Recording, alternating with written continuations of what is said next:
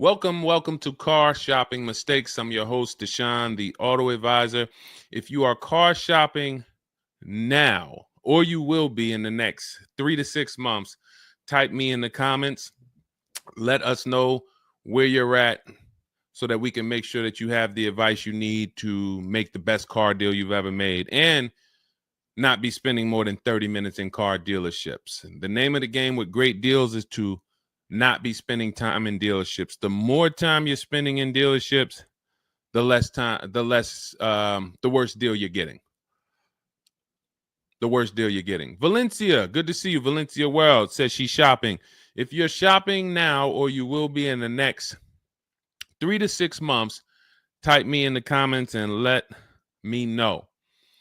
Now, for those of you who are not shopping right now, you still may hang around for the next hour, learn something, because you're going to see a lot of people ask questions that you will ask or you would have when you go start shopping. So what typically happens if you hang out here enough, somebody's going to ask the same question that you would have asked, and you can get your answers that way. So welcome to Truth. Good to see you. Let me hop on over to Instagram and actually pop in over there. And I'll give you guys time to start typing your questions. No questions off limit. I try to do just rapid fire Q&A. So you have questions about leasing, about loans, about, getting the best deal, new cars, pre-owned cars. If you just want to tell me your situation, kind of what your goal is, we can go from there. And that's typically how we run it here. So let's see. I'll give you guys time to start typing. Once we get the first couple questions coming in, Dolan will start to bring them into the show. And we'll go from there. All right, I'm just sharing the show. Shout out to the sharers. And before we even start with the questions, I want to talk about the mistakes that I see people making. Let's really start out with the mistake of this leasing versus buying. I'm so happy that over the last 3 years, who was taught never lease a car? You were taught or you heard never lease a car. I could not be more happy that we have been helping people get their first lease for the last 3 and 4 years. The financial advice we've been listening to concerning leasing has cost us thousands of dollars. I was going to lease a car next week. As long as you get 5 offers, cool money. As long as you get at least 5 offers, you're good. See, people are out there paying. There's a couple ways that you can get a car. You can buy it new, you can buy it pre-owned, or you can lease it new. When you lease a car, you're leasing it brand new. So if you look at the financial parameters, you ask yourself, if I buy a new car, how much will it cost me? Now, I want you to use this rule.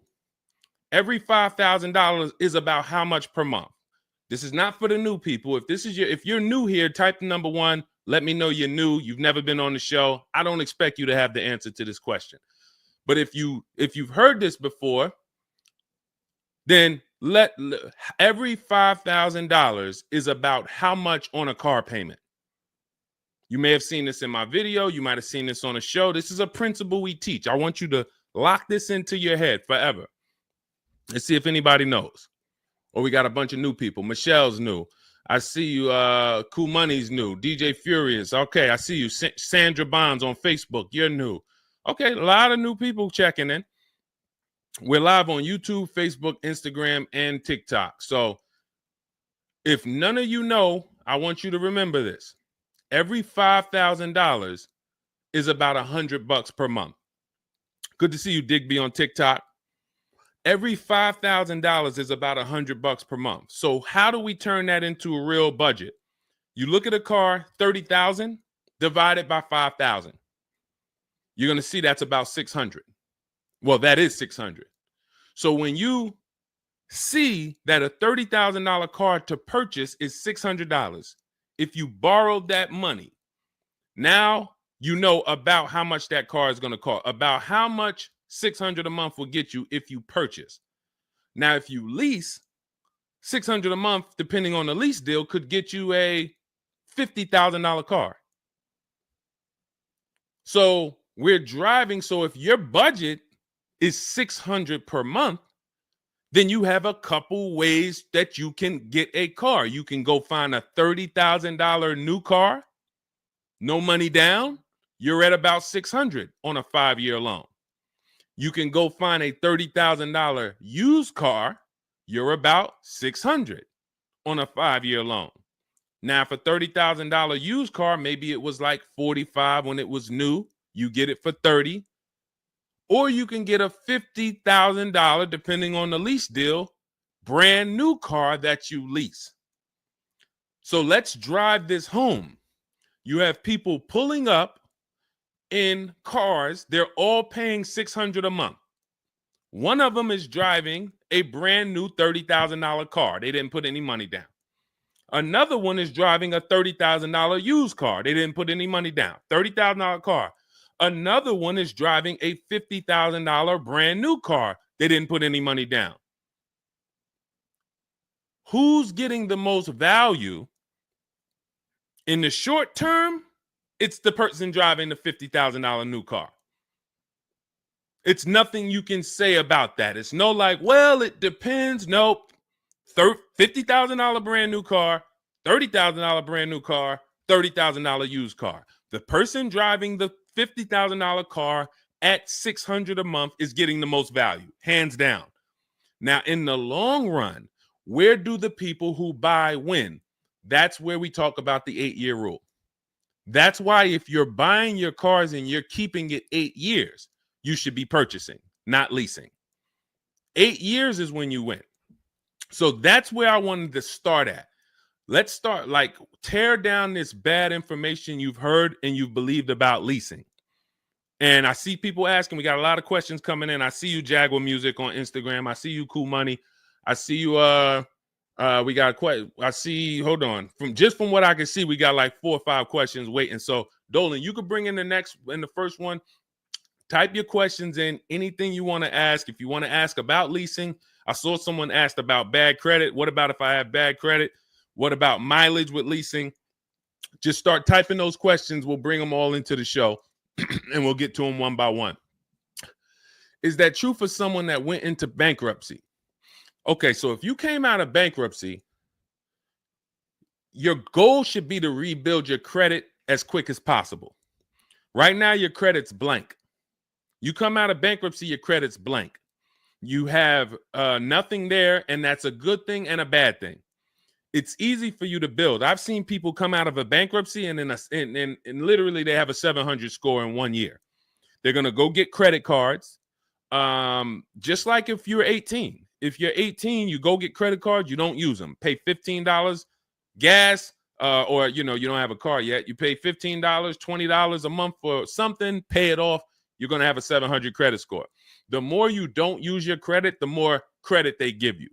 So when they see that you have the credit, $500 credit card, $1,000 credit card, you're not using it, credit score is high because your utilization is low. So that's what you should be doing. You cannot come out of a bankruptcy, just wipe your credit, and then go into the dealership and be like, okay, now I can get a car. You have no credit history. So the first goal should be, let me rebuild my credit as quick as possible, and you can do this quick. You can do this quick. Follow Shonda Martin. Some of you know Shonda Martin. She's on pretty much every platform we're on right now, and she's Road to 750 plus. Now you got to let me know. Can you wait and build your credit for 3 to 6 months? Can you start to get some type of credit history? Or are you in need of a car right now? In which case you have to get a car with bad credit or no credit. Because if you don't have anything on your history, that's technically no credit, which is bad credit. So, okay, you need something ASAP. Okay, so what you should be doing, and again, if you don't have good credit right now, you should be buying the smallest car you can with the lowest payment. I got into the car business 2006. I was 22. I've been in and around the car business since then. So what is that? Almost 20 years now? The mistakes come from 2 things. You don't know what to do. A lot of the stuff I'm going to say, oh, I didn't know I could sell a lease, Deshone. Oh, I didn't even know I could sell a car if I don't have the title. It's not paid off yet. I thought I had to pay it off to sell it. Deshone, I didn't know every dealer, every, Toyota dealer has a different price. I thought they were all the same price, like the Apple store. All of that is you didn't know. Oh, I didn't know about leasing. I thought it was this. I thought it was that. I had misconceptions. All of this stuff has cost you thousands of dollars. That's you not knowing. The other problem is you know and you don't do, because now I'm going to make sure you know. So once you know, it's your obligation, or it's up to you if you're going to do. So if I have bad credit, I'm looking to rebuild my credit. I need a car right now. First thing I'm doing is asking myself, in my book, Cars from Home, first step is how many years you're going to keep the car. Because we need to determine, are you going to lease or you're going to buy? Are you going to lease or you're going to buy? You don't determine that based on how many miles you drive, or, oh, I'm not. It's the 8-year rule. Are you going to keep the next car 8 years? Who keeps their cars more than 8 years? Type K. Because you're buying what we call keepers. If you're a keeper, Deshone, every car I buy, I'm keeping this thing 8, 10 years, 12 years. When the transmission goes out, I go and get another transmission. I see we got keepers. Shout out to the keepers. Michelle, we got Chantal. Who are the keepers? Sandra Bonds on Facebook. I see you. Where are the keepers at? K Mathis on Instagram. Keepers. These, you should not be thinking about leasing. Who's the keepers? See, we like to make this clear. Lon, I see you. Kara, keeper. All right. You need to be very clear, because people be like, Deshone, you talk about leasing a lot. Should everybody be leasing? No. Everyone who's not keeping their cars 8 years should be leasing. And if you don't have the credit to lease, your goal should be get the credit to lease. But so the first question I'm asking you, if I have bad credit, is how many years am I going to keep this car? Now, to those of you who, because if you don't have bad credit, or if you don't have marginal credit, somebody is going to have it. There's a lot of people getting hit in this economy, and they're going to have credit challenges and need a car. Why is this important? Because let's just say I don't have good credit, but I'm a keeper. That means I'm not thinking about leasing. I'm looking to get a car that I can keep for 8 to 10 years or more, and I don't really have good credit right now. No problem, because the goal is find the best car for the best price, and then I'm going to get a loan, and I'm going to pay more for that loan because my credit is bad. I still need to get a great price on the car. We got to talk about that. Separating the price of the car from the loan. Some of you are savvy and you understand this, and some of you just mix these things together. But when it comes to getting a high interest rate because I have bad credit, as long as I get a good car, once my credit is better, what can I do with that loan? So let's say I got a great price on a car. I got a car, it's going to last 10 years. It's perfect, but I'm paying 21% interest. So I'm going to fix my credit, work on my credit. And then once my credit is good, I still want to keep this car. What can I do with this loan? Refinance. That's a simple fix. But if you don't realize that you're a keeper, then you're going in and you're getting a bad car. 6 months, a year down the road, 2 years, the car's having problems because you didn't take it seriously that you needed a long-term car. So not only did you mess up the plan because the car is going to start having problems, now I got to see, do I want to fix the car, or do I want to, I got to make the payment, now my payment's due, but then the car's having problems. All of this can be prevented. And you need to know up front what your goal is. But if your goal is to lease, Deshone, I'm not keeping cars 8 years and I don't have good credit, you should be buying the smallest inexpensive car you can that you can get a loan on. $10,000 car, go drive it for 2 years, make your payments, and then switch into a lease. If you're driving a car, if you're buying a car to keep, then you can go and get a nice car, get the most car you can afford comfortably. You're going to have a high interest rate, and then you refinance that car when you actually get, your credit up. So this is all in my book. My digital book, Cars from Home, breaks all of this down step by step. Whether you have good credit, bad credit, how to know when to lease, how to know when to buy, new car, used car, you drive a lot of miles. I have plans in there for everybody. It's a digital book. It's 5-star rated. Thank you to everybody who went to Goodreads and reviewed the book. You can get a copy of the book. It's normally $97. You can get it as part of my launch offer for 75% off. That's $24. It's for 2 hours. So as long as you get there, go to my TikTok bio, my Instagram bio, the YouTube comments or the Facebook comments, click that link, and you'll see $24 for 2 hours. Once that, as long as you get it before that, you got it for $24 instead of $97. And you can have everything step by step. So you're not worried about, I'm trying to remember all of this. You can watch the replay on YouTube too. But all of this is everything I'm teaching is part of a plan. It's not me winging it. This all comes out of my book. All right, go ahead, Dolan. Bring the next one up. Keep typing your questions. I know we got a lot of questions coming in from all 4 platforms, so Dolan will bring them into the show. Just keep on typing. What is considered marginal credit? Now, this is going to depend on what you're trying to achieve. I like to see all right, who's a homeowner? If you're a homeowner, type me. Now, if you had marginal credit before you bought your home, your realtor or your mortgage person probably told you, go work on your credit and then get your credit to this to get a mortgage. A lot of people do that. They go and they work on their credit, and once their credit is a 640 or 620 or 660 or whatever it is to qualify for the mortgage, they go and get their mortgage.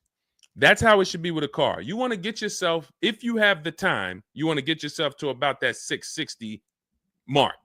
That 660 mark puts you, and I'm talking, do not use Credit Karma.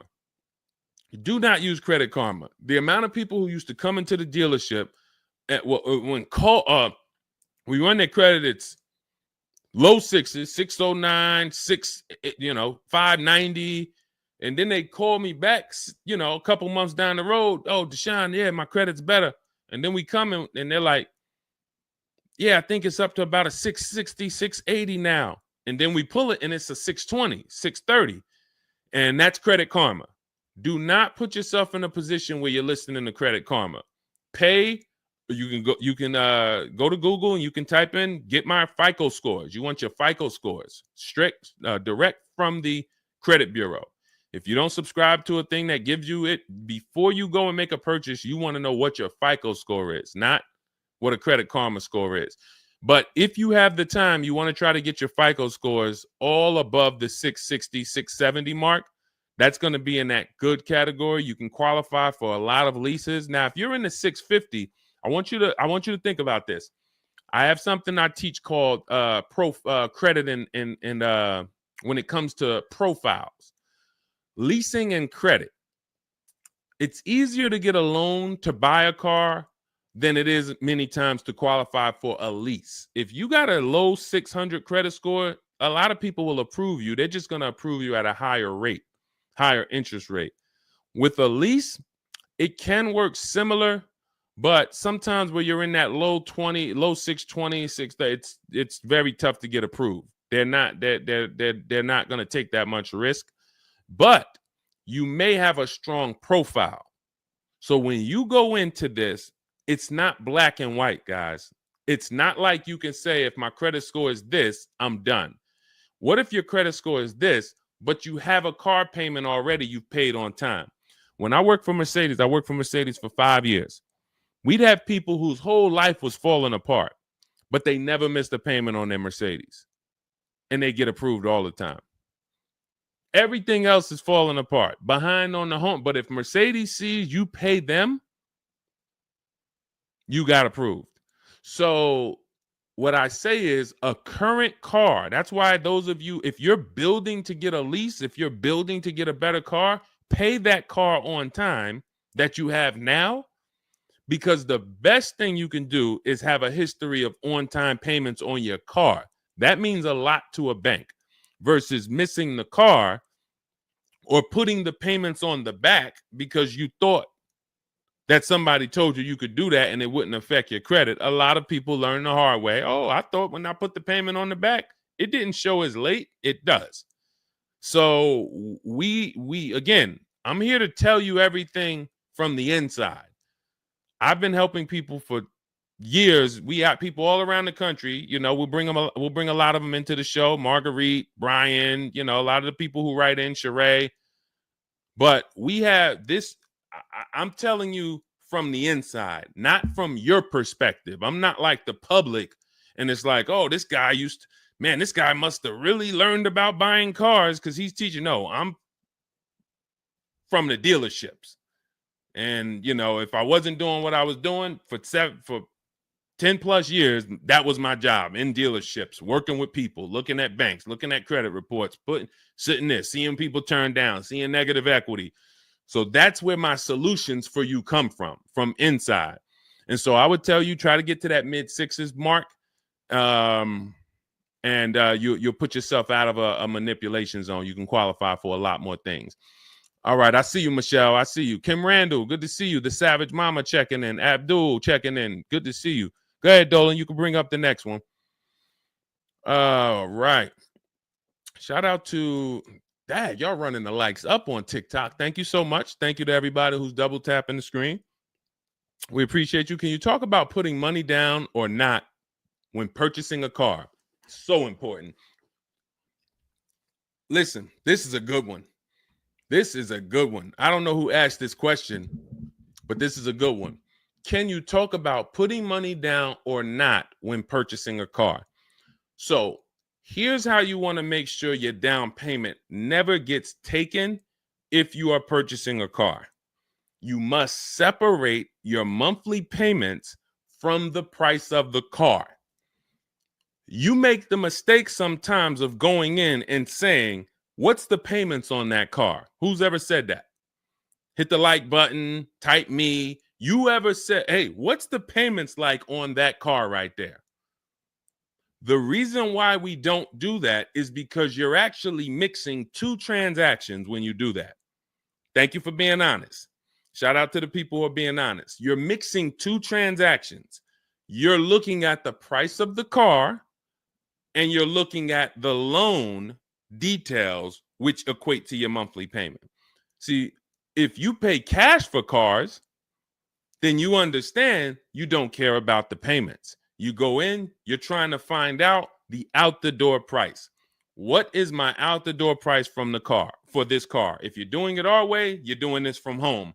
Bunch of dealers submitting offers to you. They're out the door offers for this car to your email, bidding war. We'll talk more about that in a little bit.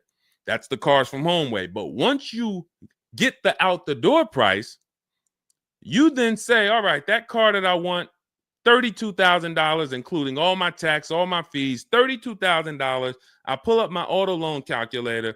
How much is $32,000 on a car payment? Well, 5 years might be around $620 a month. 6 years might be around $550 a month. Okay. Do I want my payment to be that high? If I could afford that payment, do I want my payment to be that high? You see how we've separated the price of the car from our loan and our monthly payments. This has nothing to do, and this is what we call the 3 pillars of great car deals. 3 pillars. You cannot get a great car deal if you're mixing these 3 pillars. First one, who I buy my car from. Second, who I get my loan from. Third, who I give my old car to and sell it to. That's why we don't say trade here. That's a curse word. Forgive me if I even saying it. And if, we get some questions about trade-ins, we'll explain why we don't trade cars. So we have to separate these and bid out each one. You have so many online tools at your disposal that you just don't know how to use yet when it comes to your cars. You know how to use Amazon to go buy a TV. You know how to get a subscription to YouTube. You got a ton of online tools you know how to use. Shazam, what's that song? Shazam it. But the online tools about car buying, you just don't know how to use them. That's where I come in. Our entire system is showing you websites that do this, tools that do that. And so we can make sure that we're getting the best deal. So the only way you're going to make sure you never lose your down payment is you have to separate the monthly payments from the price of the car. If you go in and say, hey, how much is that payment? The car salesman says, well, how much can you put down? Well, I don't really want to put any money down. Well, all right. If I had to, I guess I could put down like 3, 4 max though. But I'm trying to be at like $600 a month. You're working your loan out with them. That's a loan. And let me tell you how. Let me show you why you can know you shouldn't be mixing these transactions. There's big money in all of them. There's a ton of people who want to sell you a car. There's a ton of people who want to give you a loan. They don't sell cars. Let me say that one again. There's a ton of people who want to give you a loan. They don't sell cars. They want to compete for your loan. That should tell you there's a lot of money in the loan business. Then there's a ton of people who want to buy your car from you. Your car you have now. You're the one you're like, well, I just normally go trade the car in. Well, how many offers are you getting when you trade the car in? Well, I usually just get the one from whatever the dealer says he's going to pay for me. Okay. So there's a ton of people who want to buy that car from you. They don't care about selling you a car, and they don't care about giving you a loan. So when you buy a car from a dealer and you give them your old car on trade-in and you get your loan from them, you just gave them 3 transactions. You did 3 transactions with them in one. Do you see why it's impossible for you to get a great deal doing that? Type $signs if that makes sense. Who's locked in? Because I know sometimes we only got a couple people that be watching. Some people, man, you're cooking dinner and you're like, I hear you, Deshone. You're not gonna save $5,000, $10,000 like my students, and you're cooking dinner and you're just trying to listen in on the side. Look, you're not gonna get this. Look, person got a Kia $439 a month, $35,000 car. Look, save probably $6,000 off the car. Melissa, $12,000 that she got from Carvana. Let me just read something from people who are locked in, so you can, maybe this will inspire you to get locked in. All right, this is Melissa. 4 days of leasing like a boss. That's our system we follow for getting our leases. Started with a Kia Telluride as first choice. Quotes for 36 months, 15,000 miles a year. Ranged from 642 to 653.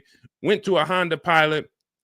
Ended up getting quotes as choice B from 616 to 713 after contacting every dealer in North Carolina. She did this from home, right from home.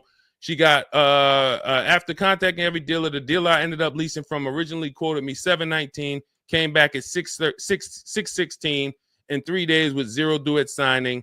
This is on a, where's her car at? I can't see. Hold on, 616. Oh, that one wasn't clear. All right, here, let me read this one. Thanks so much for these resources. I read the entire book last night. Already been underway trying to put my deal together. What a great book. I have my quotes together, and now I'm ready to take the next step with the calculator. Big fan of your channel and the resources. However, when we shop for 12,000 miles per year, do we adjust to 15,000? So these are people who are taking action on a plan.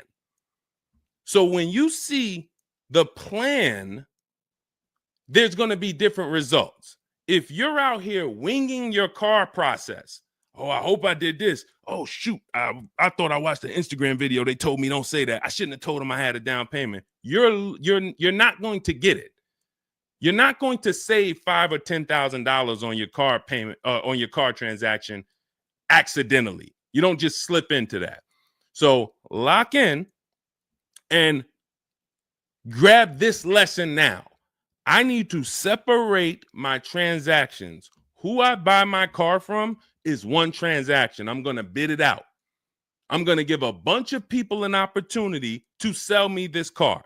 If I'm looking at a used Toyota Camry, I want to see every Toyota Camry within 150 miles, and I'm going to narrow it down, and I'm going to pick the best one, independent of my loan.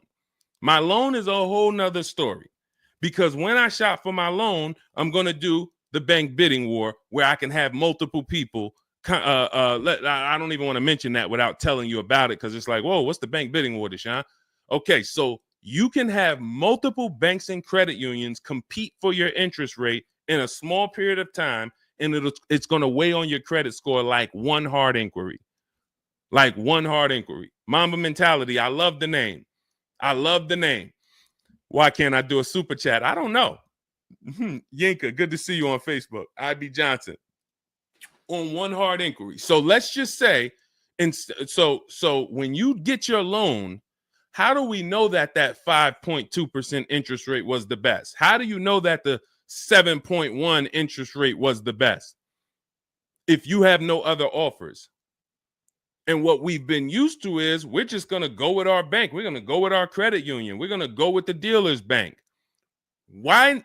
We're going to make these people compete. And when you do this, when you do it this way, you can have people compete in a short period of time and get multiple offers on your loan without it affecting your credit score. But it has to be done in a small window of time.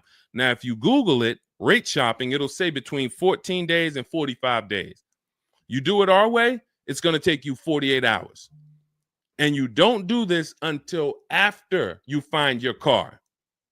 After you find your car is when you do a hard inquiry. You let these banks and credit unions compete for your loan. And again, you notice I've already found my car. I already got the best price on that car right there at ABC Motors. I got that thing on hold. Don't pick up the car the same day. As much as they're going to ask you, hey, you want to take it home today? You want to take it home today? No. If I take it home today, when do I have time to go shop my interest rates? I'm not taking it home today, but let me get my buyer's order with my numbers on it. Let me go home and let me actually do my shopping for my loan and my interest from home. And then if you can actually beat that rate, it's a competition. But because you didn't know that you could let multiple banks do this in a short period of time, you're only going to your bank. You coming back with a 6.49. Well, I guess that's good. What if somebody could get you a 5.49? Do you know how much a difference between a 5.49 and a 6.49 is on a loan? Could be $1,200. This is why we're getting all the money. So again, all of this is in my book, digital book, Cars from Home. You don't have to wait for it to come in the mail. You can have it by the end of the show. It's in my TikTok bio, Instagram bio, Facebook comments, and YouTube comments. Normally $97, but you can get it as part of our welcome offer for $24. As long as you get there before the 2 hours is up, you get it for 75% off. It'll have everything in there. That is the bank bidding war. If you're not, again, before we go to the next question, if you're leaving the dealership wondering, if I was to walk up to, yo, Deshone, what's going on, man? Hey, I just got this car, man. What do you think? Okay. Did you get a good deal on it? Yeah, man, I definitely got a good deal. How do you know? If you're not saying to me, yo, man, you know how many offers I saw? Man, I got about 6 offers on this car from different dealers. This was the best one. Okay, you did good. What about your loan? No, man, listen, my bank competed, credit union competed. The dealership told me none of their banks could beat what my bank gave me. Congratulations, man. You got a great deal. But if you don't have that same confidence, you did not get a great deal. And now you're driving in a $30,000 car, $50,000 car, and you don't have the confidence that you actually didn't leave thousands of dollars in these dealerships. This is crazy. And when you get mad and stop accepting it, you'll listen to what we're telling you to do. If you think you deserve that abuse, then you're going to keep doing the same thing. That's why you got to unlearn.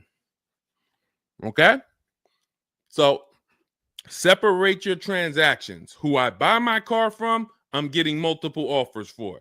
Who I get my loan from, I'm getting multiple offers. Who I sell my old car to, I'm getting multiple offers. And with the internet, I can do all of this right from my house. Right here. All right. That's the Cars from Home way. Let's go, Dolan. All right. Keep typing your questions. I see you, Mamba Mentality. I see Mamba Mentality got a lot of questions. Samante Love, good to see you. Jay Bass, good to see you. Yep, Jay Bass. Separate transactions. Exactly.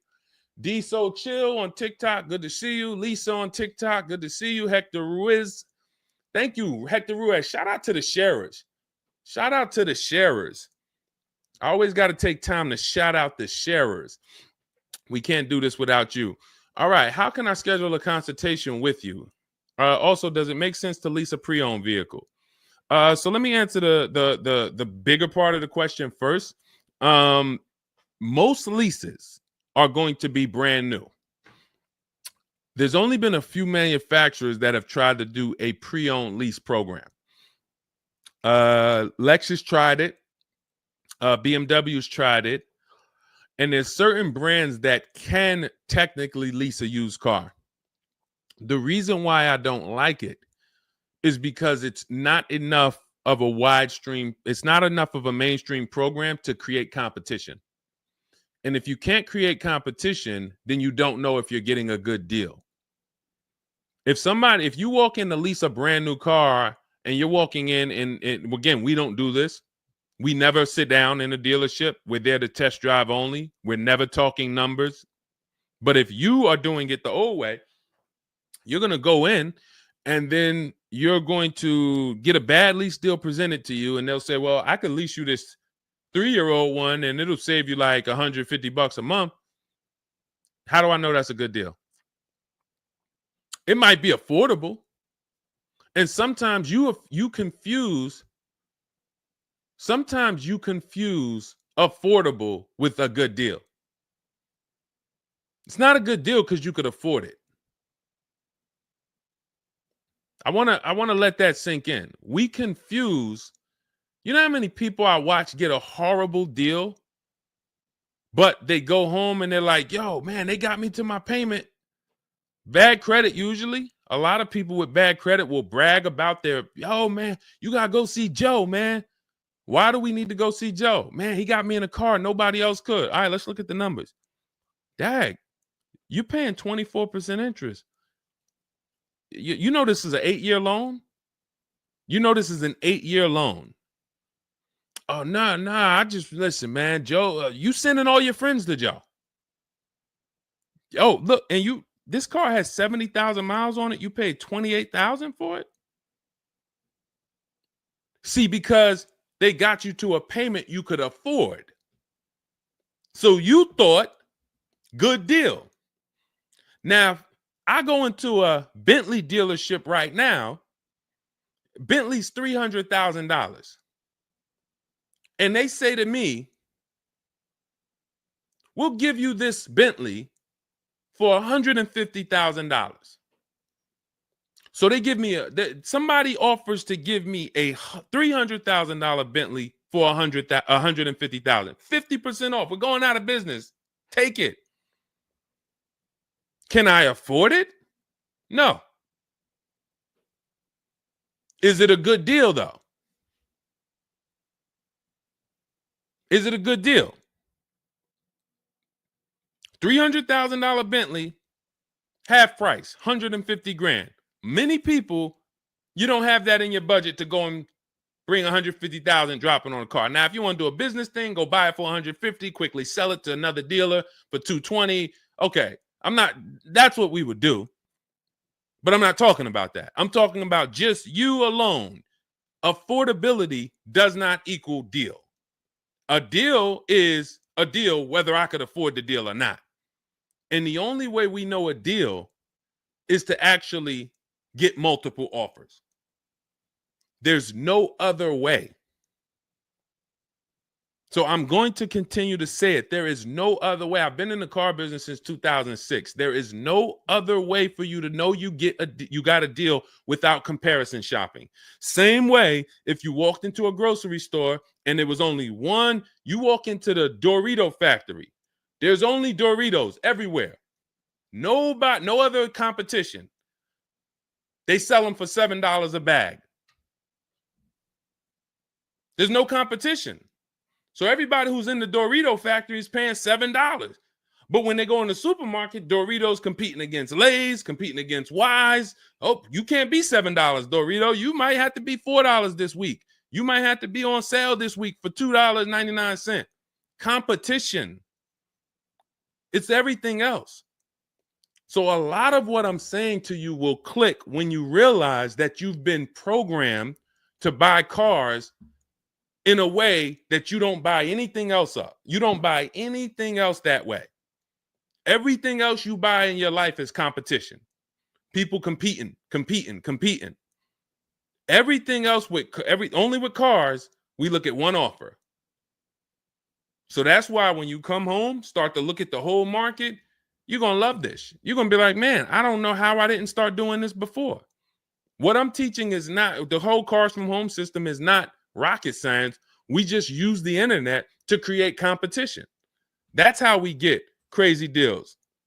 That's how you see Alex graduated, was able to get a new lease for my partner, sold his old car to Carvana, bid that out. Notice he didn't trade it. He didn't say I traded in my car. I sold my old lease to Carvana, old 3,500. He got 14. That was his highest bid.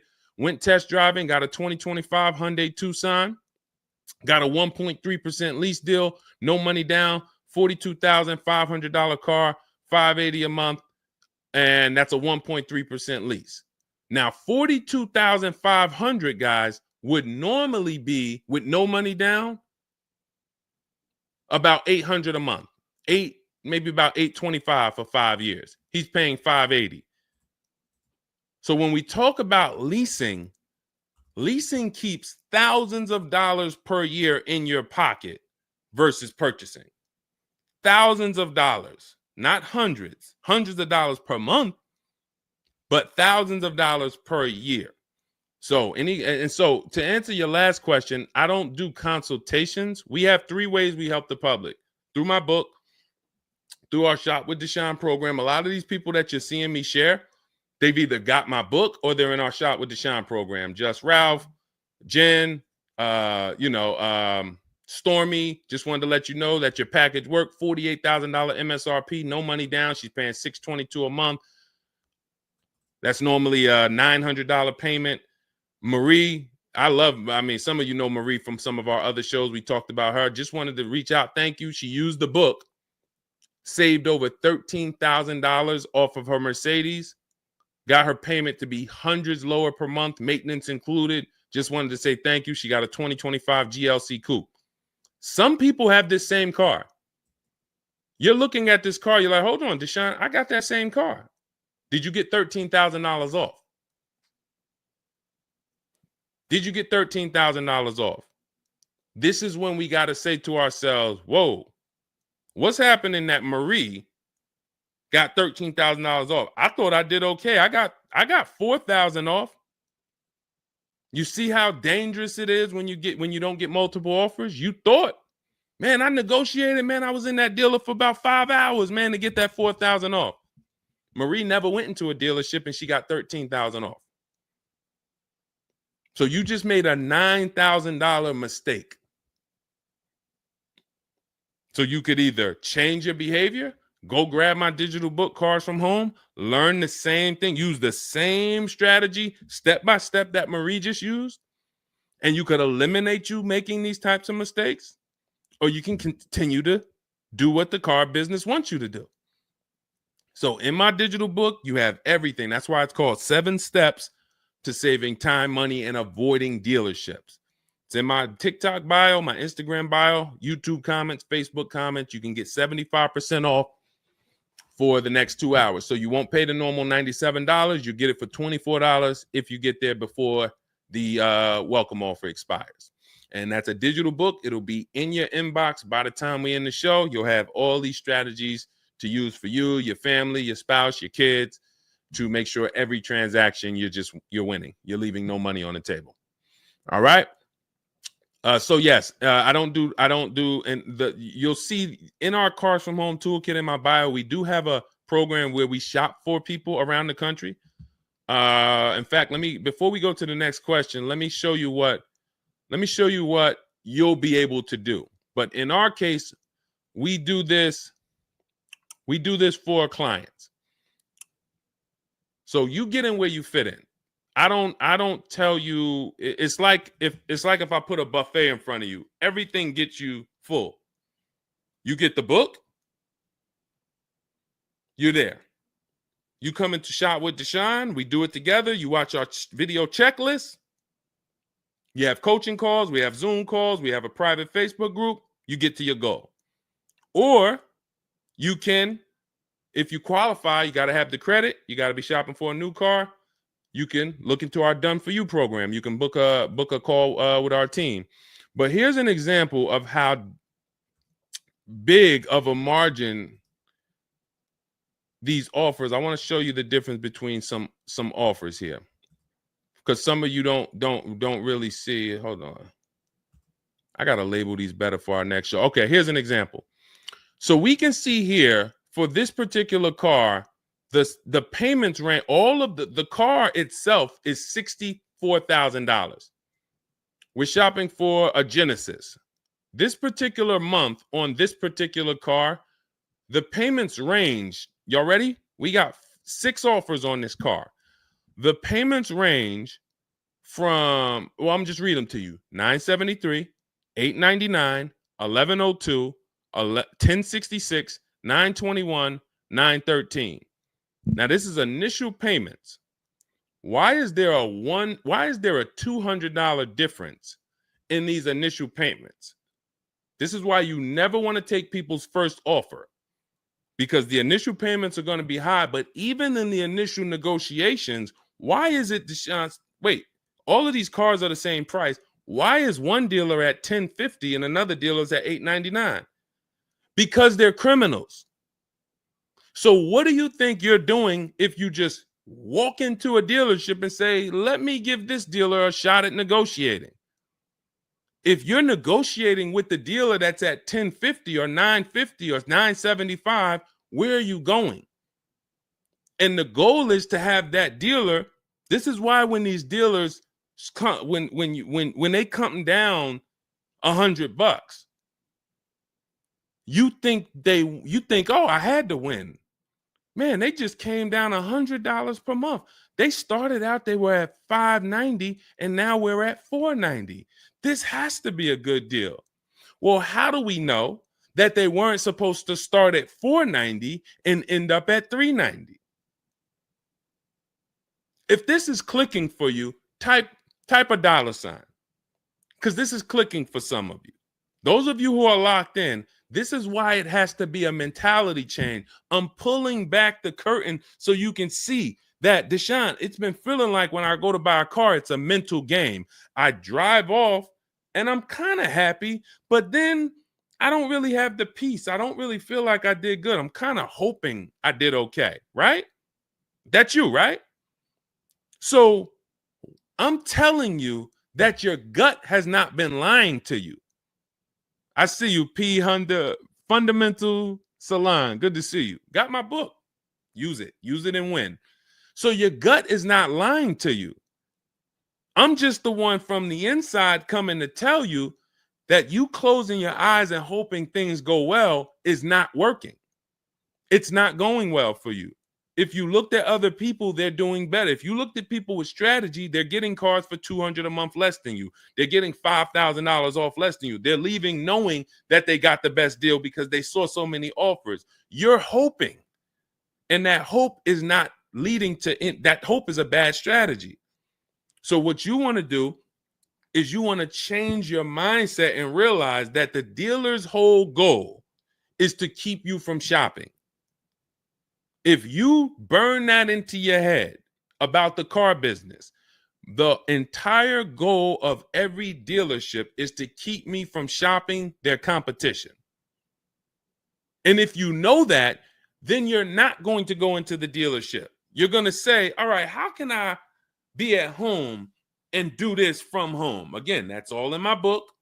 But even if you want to make calls, there's some people, you've been on to this since 4 years ago, 10 years ago. You're like, Deshone, man, I knew, man, I don't go into those dealerships. I call around, I'm going to get me a bunch of offers. And by the time I get there, that's when I'm picking up my car. You've been on to this truth for a long time. Some of you, I'm not telling anything new. Some of you, you're like, whoa, I didn't know that really. I thought that it was all about going in and just negotiating. No, because 80% of dealers are never going to give you what we call a below market deal because they got too many other people walking in that's willing to pay a higher price. So you have to find the dealer who is going to give you that low payment out of the whole market. That's why this is a bidding war.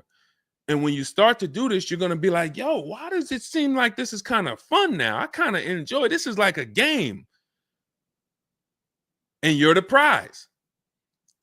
So instead of feeling like you're begging, oh, come on, can you do another $500 off? Come on, man. I'm only asking. Get me from 520 to 499, man. You're begging. So instead of begging, you got people now competing for you. Whole different story. That's what we want. That's the transformation we want for you today. All right, let's go.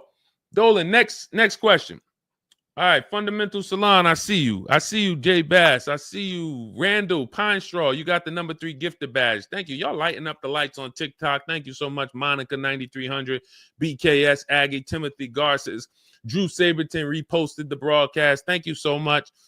Shout out to everybody sharing this. What about military personnel? What's the question? Just rewrite that question because I don't know. What's the question? I know what about military personnel. I don't know. Are you asking about military rebates? I don't know. So just kind of give me a full question, and then I'll be able to give you a better answer. Hello, I'm planning on purchasing a 2025 Escalade. Any negotiation between the MSRP and the invoice? Of course. Now, if you walk into a dealer and you say something like that, what is the dealer going to say? So let me ask everybody who's watching. We're live on Facebook, TikTok, Instagram, and YouTube. If this person casually walked into the dealer and said, hey, is there any negotiation between the MSRP and the invoice? What do we think a smart dealer is going to say? Not an honest dealer, a smart one. Thank you, Sassy. No. No. And you know what's crazy? They're going to say it in a way that makes you believe it. So if I put my car salesman hat on and I switched it to kind of for myself, this is what it would sound like. Or is there any negotiation between MSRP and invoice? Not really. On these cars, I mean, we don't even have a lot of them. A lot of people are trying to get them now because the tariffs are about to hit. And even though this is an American-made car, some of these parts, they're produced in Mexico. So there's not, we really like to, a lot of dealers are selling them over MSRP. In 10 seconds, I just took you to, whoa, but can I get MSRP though? See, that's why I'm never training you to go in and negotiate with people that negotiate every day, 3 times a day for the last 10 years. You're just not going to be a match. You might negotiate office furniture. Yo, Deshone, I do office furniture. A car salesman couldn't come in and negotiate with you on office furniture. But you can't go into a car sale and negotiate with car salesmen because, again, the psychology, we just know every question to ask, everything to say. It's a mind. And so some people use it for good and some people use it for evil. And so how do we find out what the discount is on the Escalade? We talk to multiple Cadillac dealers. Now, if you're doing it our way, in my book, I have scripts that I wrote for you. It's all by email. So there's a reason that people can actually go in, use this book, use these scripts, and come out with great deals. This is Trey. Trey got 3 cars using our system. He says, my son was in the market in 2025. He just got a 2025 Blazer. He said, I started sending emails in the wee hours of Tuesday morning. So those are email scripts that I wrote. They're in my book. You have access to them when you get my book. You're using all my scripts. We're not talking. We're not doing any of this by mouth and saying, oh, I got to remember What did Deshone say? Don't, oh, I didn't want to say that. None of that. There's no room to make a mistake. We're just typing, copying, and pasting. He says, emailed 25 to 30 dealerships, got 8 offers, closed the deal in 2 days. 2 days. So some of you, you're like, Deshone, I need a car in like 2 weeks. No problem. Trey got his in 2 days. So once you start this process of engaging with the dealers, you'll get a car in 3-4 days if you're slow, because that's the way it's set up. So he gets a $56,000 car. He closed the lease at $560 a month on this Blazer electric vehicle. $560 a month, first month's payment due at signing. That is a $56,000 car. And he's gotten 3 cars. He said his first one with our system was 2.5 years ago. He leased another vehicle for his daughter last October, and now he just got his son's lease. 1.5% lease, a 1.33% lease for his daughter, and a 1% lease for his son. So if you're doing it our way, you're sitting at home, you're getting multiple Cadillac dealers to compete by email, and then you're going to see, oh, this one's going to take off $2,000. This one's going to take off $5,000. These 4 are taking off nothing. This one, he's charging $3,000 over the list price. Oh, here's the winner. They're taking off $5,000. That's the best offer. Now, sometimes you get a deal like Sean, and we never know when the bottom is. And let's take this Genesis. Perfect example. This is a 2025 Genesis GV80. As you can see right here in writing, if you're on TikTok, you can't see, but if you're on Facebook, YouTube, or Instagram, you can see. You can see, let me just take that comment down real quick, Dolan, so I can show the discount at the bottom of that sheet, please. Just snatch that just for 1 second. Look at that. $8,469 off retail price. Brand new 2025. Okay, you could put it back up, Dolan. Thank you. So when you look at that, this is the lowest offer of multiple offers. Maybe $8,500 is the best discount on this particular vehicle. But when we go to Sean, let's go to Sean. F-150 Lightning XLT, $73,000 vehicle. What's his discount? $21,000. Look at the dealer discount and look at the rebates. And every dealer is not going to tell you the rebates. Some dealers will not be honest with you about the rebates. They'll hold some of them or they'll hold all of them. When he got all his offers, he saved $21,000 off the price of the car. So how do we determine, to answer your question about the Cadillac Escalade, what's the discount between MSRP and invoice? We don't know. Could be the best discount could be $3,000. The best discount could be $5,000, could be $10,000, $12,000. We don't know. And because you don't know, you cannot negotiate. If you knew that the best discount you could get on a Cadillac Escalade was $8,000, you knew that, then it would be easy to negotiate. I'm just going to go on. All right, man, come on. You're at $6,000. Nah, man, I want another $1,000 at least.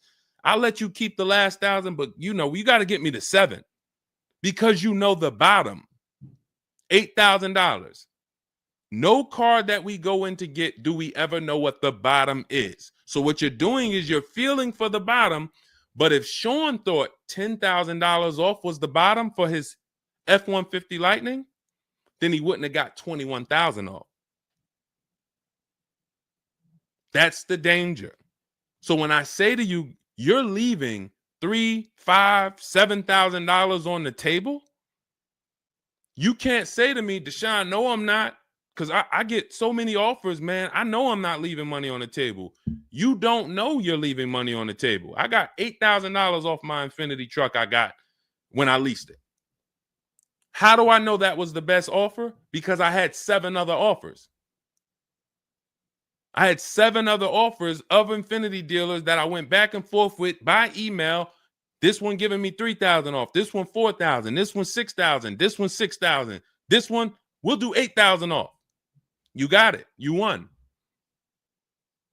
Took me 60 minutes. This is where I want you to get new cars, used cars. You're making your deals from home. You're the prize. You're going into the dealership to pick up your car, man. They like, man, you sell cars? How'd you was like quick, man, that you kind of knew what this was quick. Car salesmen going to love you because you didn't waste their time. You didn't tie up 8 hours of their time. They're making deals with you in 20 minutes, 30 minutes.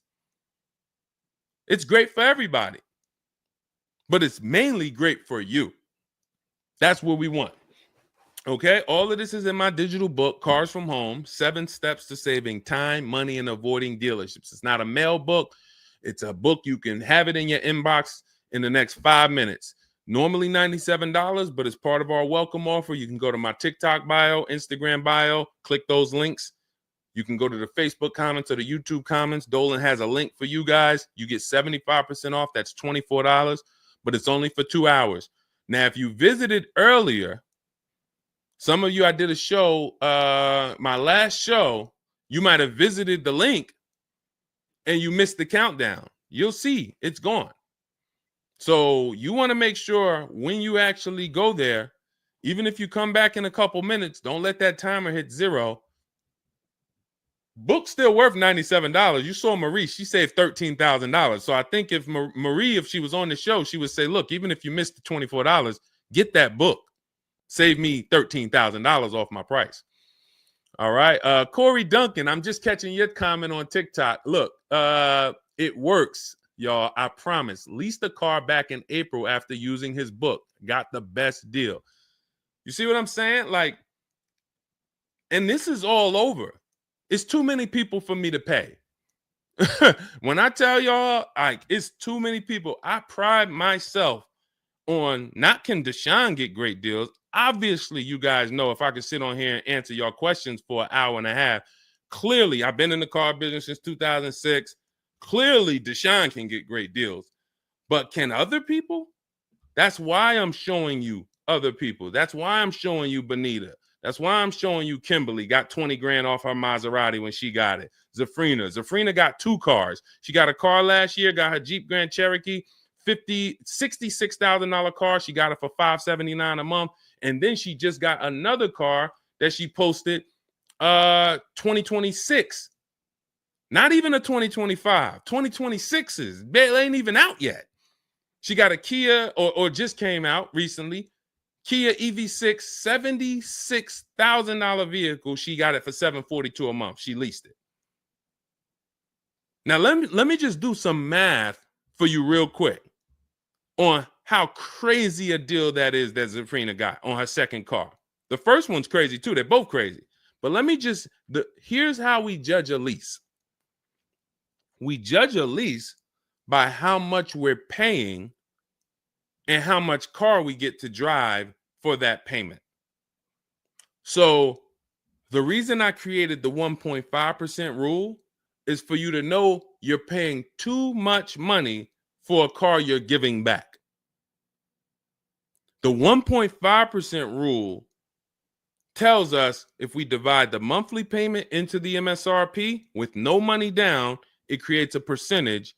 And if that percentage is over 1.5 for 12,000 miles per year, we're paying too much. It's no value there. It's a bad value lease. Let's look at Zafrina's deal that she just got. She's paying $742 a month,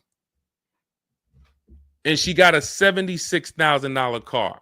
So let's say, go into our calculator, $742 a month, 36 months.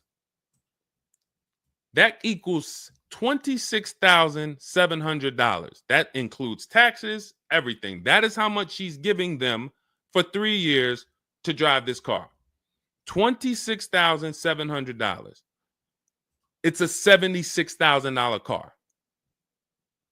You don't have to be a mathematician to know that if you walked into a showroom and you saw a $76,000 car, once taxes and fees and everything were on top, it's over 80 grand. And you could drive that car for 3 years for $26,000 and you give it back to them, we don't have to, we can imagine how much value that is. So that's how we judge a lease. And the more I pay, the more I have to look at, okay, is this a good lease deal? Is it a great lease deal? Is it a steal? Zafrina got a steal. Anything 1% or lower, it's a steal. From 1% to 1.5%, that's a good deal. Well, let's say from 1% to 1.25, great deal, great value. And then from 1.25 to 1.5, good lease deal. So it's good, great, and a steal. Any of those is good. It depends on the vehicle, and it depends on how well you get offers, because different vehicles have different lease programs. But once we get, you don't walk into a dealership and say, hey, get me the 1.25 or get me the one. You don't do that. You got to see what the best offer gets you. But this is where you want to be at. Empowered shopping. Okay. Thanks, Randall. I'm working on my lease deal now from the book. Way to go. Way to go. All right, Dolan, go ahead. Pull up the next one. I'm going to take a sip of water. I see we still got a lot of questions to get to. Let's go.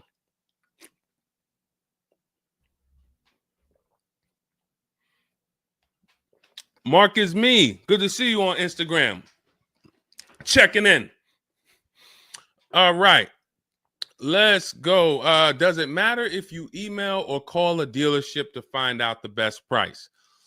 All right. No. You just got to realize it's going to be different things that come with phone. The reason why. Okay. Who's a good negotiator? All right. Let me put it like this. Who's not a good negotiator? Let's be honest. Who's not a good negotiator? Type me. You're just not. It's not your thing. You don't really like confrontation. Not a good negotiator. Let's go. Who's gonna be honest? Oh, we got a bunch of good negotiators on here today. Bunch of good negotiators. Where we at? Hershey. What's going on? Randall, Sassy. Who's okay?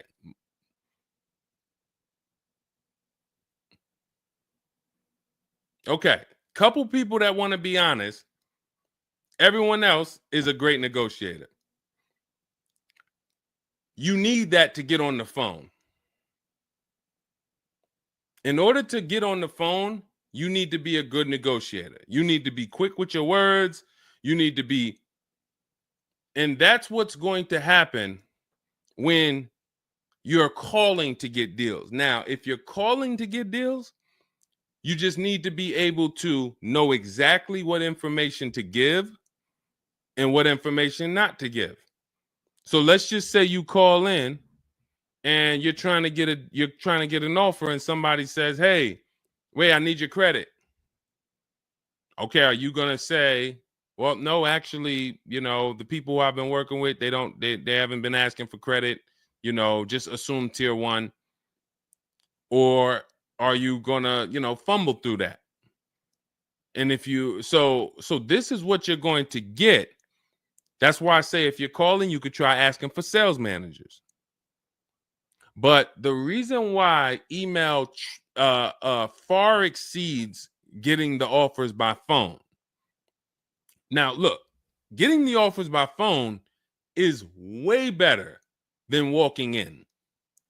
But if you get the offers by phone, you still have to you have to try to lock down who the good dealer is, because you're not going to really have anything in writing. And that could be a problem. That could be a problem, because whenever you're going in and you're thinking this, that's why everything we do is from home. Your credit app is done from home.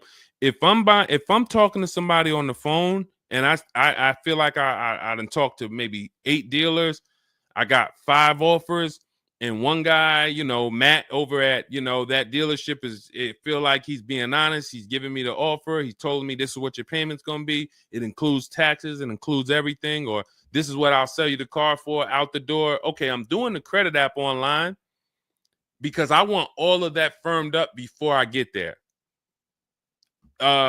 I have a video we're going to put out soon about a dealer who we just experienced this shopping for a client, where the dealer put something in writing. And then when we did the credit app, or the client did the credit app, changed the offer. So when they changed the offer, that means they didn't want to do that offer to begin with. Oh, no, they didn't change the offer. They said the car was sold.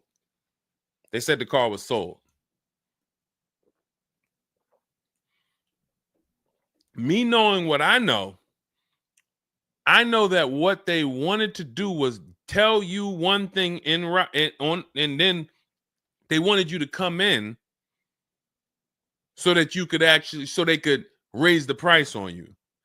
This is why we're not going in until we do our credit app online.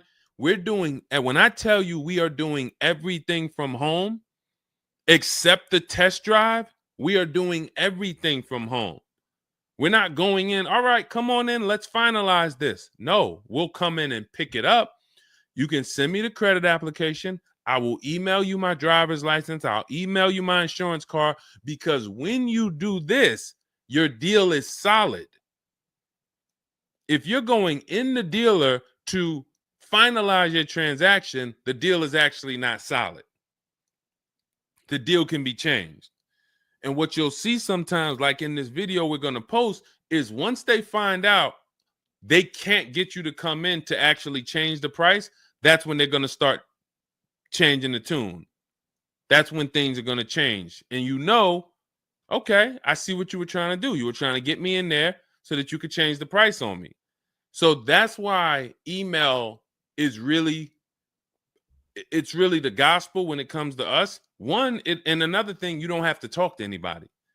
You don't have to remember what you're going to say. What's up, Robert Ishel? You don't have to remember what you're going to say. You don't have to worry about saying the wrong thing. When you're doing this by email, especially when you're using our stuff, if you have my book, my digital book, everything's in there. The scripts are in there. When they say, when can you come in? We have a script. When they say, hey, we only give quotes on for people who are in here, we have a script. When they say, hey, I don't have this car, but I might be able to get it for you. Are you open to that? We have a script for that. Everything, we have probably 50, 60 scripts. Everything they're going to say. So that allows us to have conversation by email. We're not just emailing. We're having, Marcus Me asked, I see a question about warranties. I got you. Hang on. Mark, we're not just emailing. We're having conversations by email. Big difference. Conversations by email move things forward. Oh, we can't do this. Oh, how about this? Hey, it's a back and forth. That's why our scripts are so powerful, and they move things forward and they keep it on your agenda.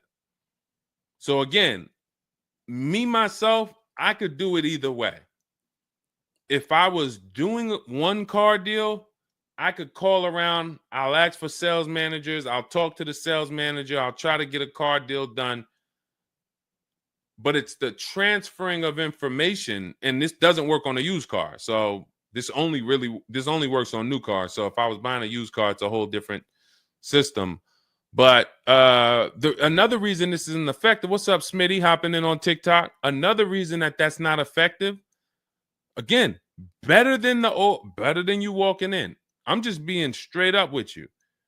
If you told me is that better than me walking in? 100%. Get on the phone. You will do way better on the phone than walking in. But compared to email, you ask me like email or phone, which one's better? Email crushes it because I can have conversations quicker. I have stuff in writing. I don't have to worry about not having something in writing, and I show up and I thought that it was this and then it's that, and then it's nothing I need to remember. Yeah, I think that's enough. I think that's enough. So again, in my book is all the scripts. And without you knowing what to say when they say this, then the conversation is going to move slower and you'll be typing everything manually. What should I say to them? All right, what should I say to this? When they say, "Oh, can I have your full address?" Okay. These are the things that you want to know how to respond to. Okay? All of that is in my book.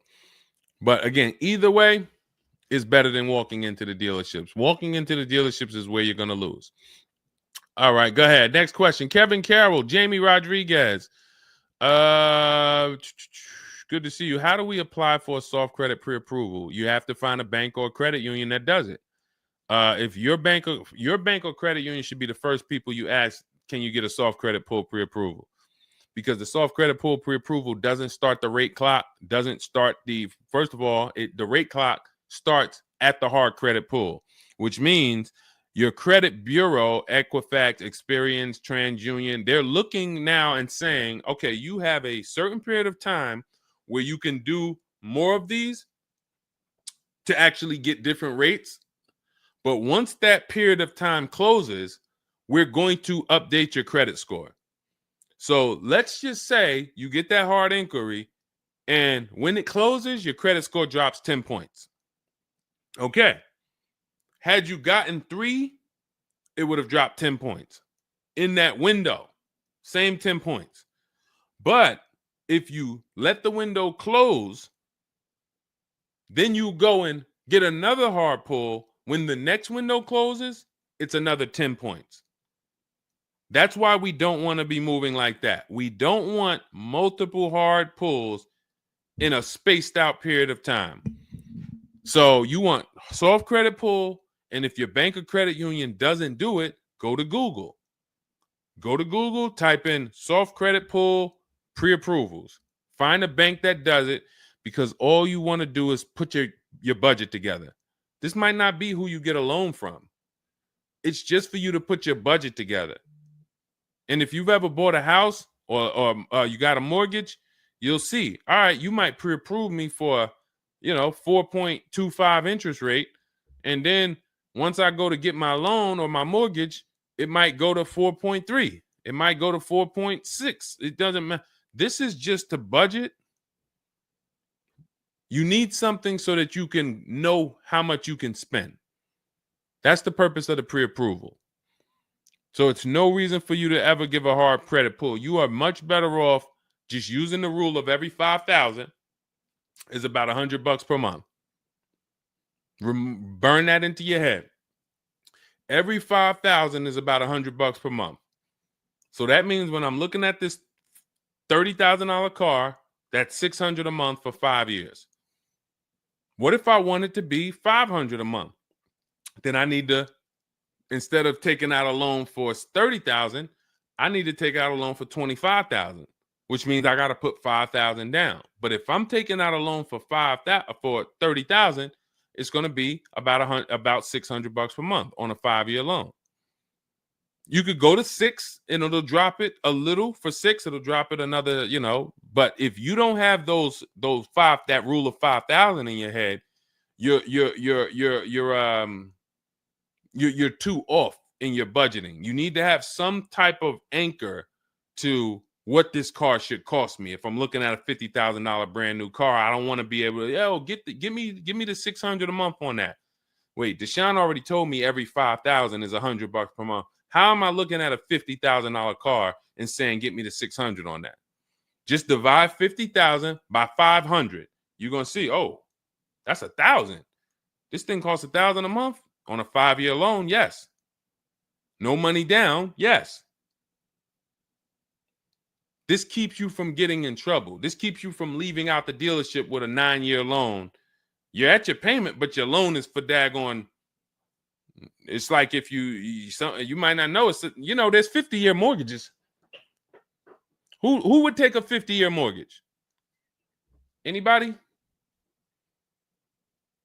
Anybody volunteering for a 50-year mortgage? Any takers? I didn't think so. No. Why?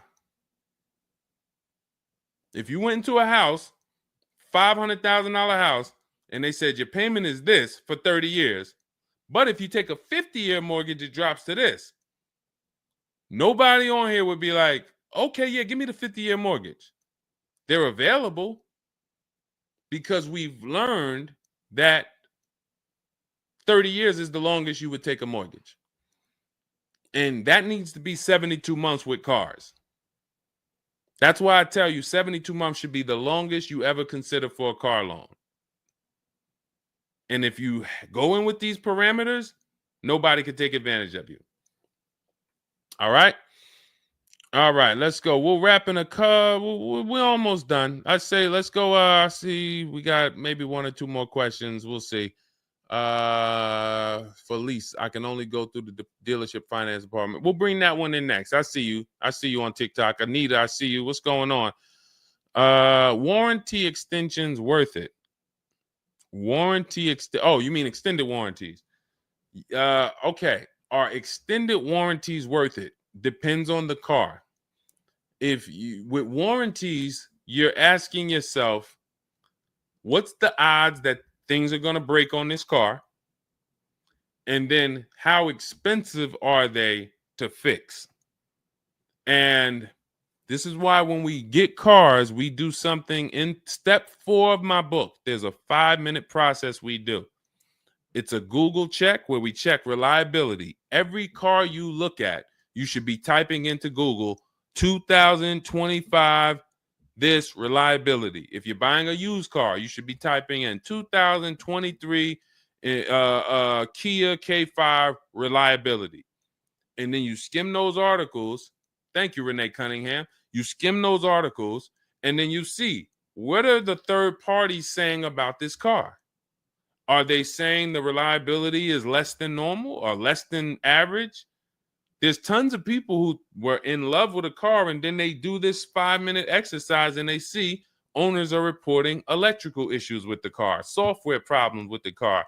Owners are complaining about the infotainment system in the car. So this is what we call bad DNA. This is not something that when we buy used cars, you'll see in my book and you'll hear me talk about on the show. We screen down used cars with title history, service records, accident history. That's how we make sure it's a quality used car. Title, service records, accident history. But you could put all those things together, and if you got a car with bad DNA, it has electrical problems, none of that will fix it. So, Deshone, I did that whole search you told me, man. I did everything. I narrowed it down. I got a good car. I got the best price. But, man, the car is giving me problems. You skipped step 4. You didn't do that Google search I told you to do, right? No, I didn't, man. I didn't do it, man. I skipped that. That right there, now you got a great deal on a bad car. So the things I'm telling you to do take 5 minutes. Nothing that I have talked about on this stream takes 2 hours or 1 hour or 45 minutes. Shoot, I have my car in 60 minutes. I do the whole process in 60 minutes. So not one thing I have told you takes more than 15 to 20 minutes at a time. So this is a 5-minute exercise concerning this question somebody asks, are extended warranties worth it? So extended warranties cannot fix a car with bad DNA. You want to skip that. So once you find out, okay, I got a car. For example, there's certain Nissans, when you pull them up, you do you're going to type in the year, the make, the model, longevity. Going back to the keepers. Everybody who answered earlier, they're a keeper. You buy your cars, you keep them more than 8 years, type K for keeper. You don't lease. I don't want you thinking about leasing. But if you're keeping, you need to think about warranties. Just like people who lease don't need to think about warranties for the most part, unless they're a high mileage driver, they're getting a high mileage lease, they're not thinking about warranties. So if you're a keeper, you're thinking about warranty, which means you need to look at longevity. There are certain cars you're going to type in, do this exercise, type in the year, make, model, and the word longevity to Google, and you're going to see this car, owners report transmission problems between 90 and 110,000 miles. There's nothing you can do to change that car's DNA. Nothing. So yes, you can get one with good service records, good accident history, good title history. Nothing you can do to change the fact that that car has transmission problems from 90 to 110,000 miles. So once you do that exercise, that quick 5-minute check, then we can look at what's the cost of repairs on this car? Is it a Mercedes where when something breaks, it's $2,000? If it's a Mercedes and something breaks, and you can keep typing your questions. If you have a question on TikTok, nothing's off limits. So we got time for a few more questions, but you got to type them in for us to bring them into the show. So are we, once you know what cars, like give you an example, you got a Honda, you got certain cars, they're very inexpensive. Something breaks on the car, the parts are cheap, inexpensive. These are the cars where you don't need extended warranties as much as you need a car when you look at a car that has high cost of repairs.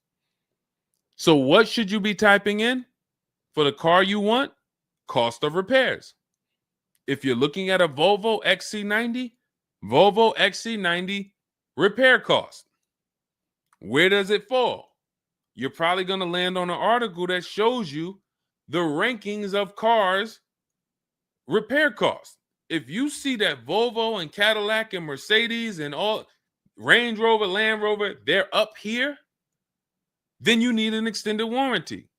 Because when one thing breaks, if you got a $3,500 warranty, it might pay for the whole warranty. One thing. But if you're looking at a car and it's very low, Mazda or Honda or Toyota or very low cost of repair, then maybe you save the $3,000 and you don't get an extended warranty. You just put that money to the side. So it's going to depend on the car. When I worked for Mercedes, if somebody was buying a Mercedes, I told them, go in there, finance department, buy as much warranty as you can afford. That was my words all the time. Buy as much warranty as you can afford. IDK, following your book to secure a lease. How do I get it without putting money down? We don't shop with money down. So you haven't gotten to that section yet. I'm glad you have the book, IDK, but there's no scenario when you're using our templates and scripts where we shop for with money down. In step 3 of the book, which is deal focused budgeting, I explain how down payments come in and I explain the risk of down payments. But when we're in step 5, which is reaching out to dealers where we're getting our offers, there's no down payment that ever comes into the conversation. All of our lease offers are with first month's payment due at signing. That's not a down payment because it's just like when you rent an apartment, you pay your rent at the beginning of the month. When you lease your car, you pay the payment at the beginning of the month. And that's it. That's not a down payment. That's your first month's payment. But no, all you do is just follow the book. There's no again, and stay on the steps. Here's what I want to drive home when it comes to this book. And I see we had somebody, Linda March, on Instagram. I see you. Grab Linda March's question, please, on Instagram, Dolan.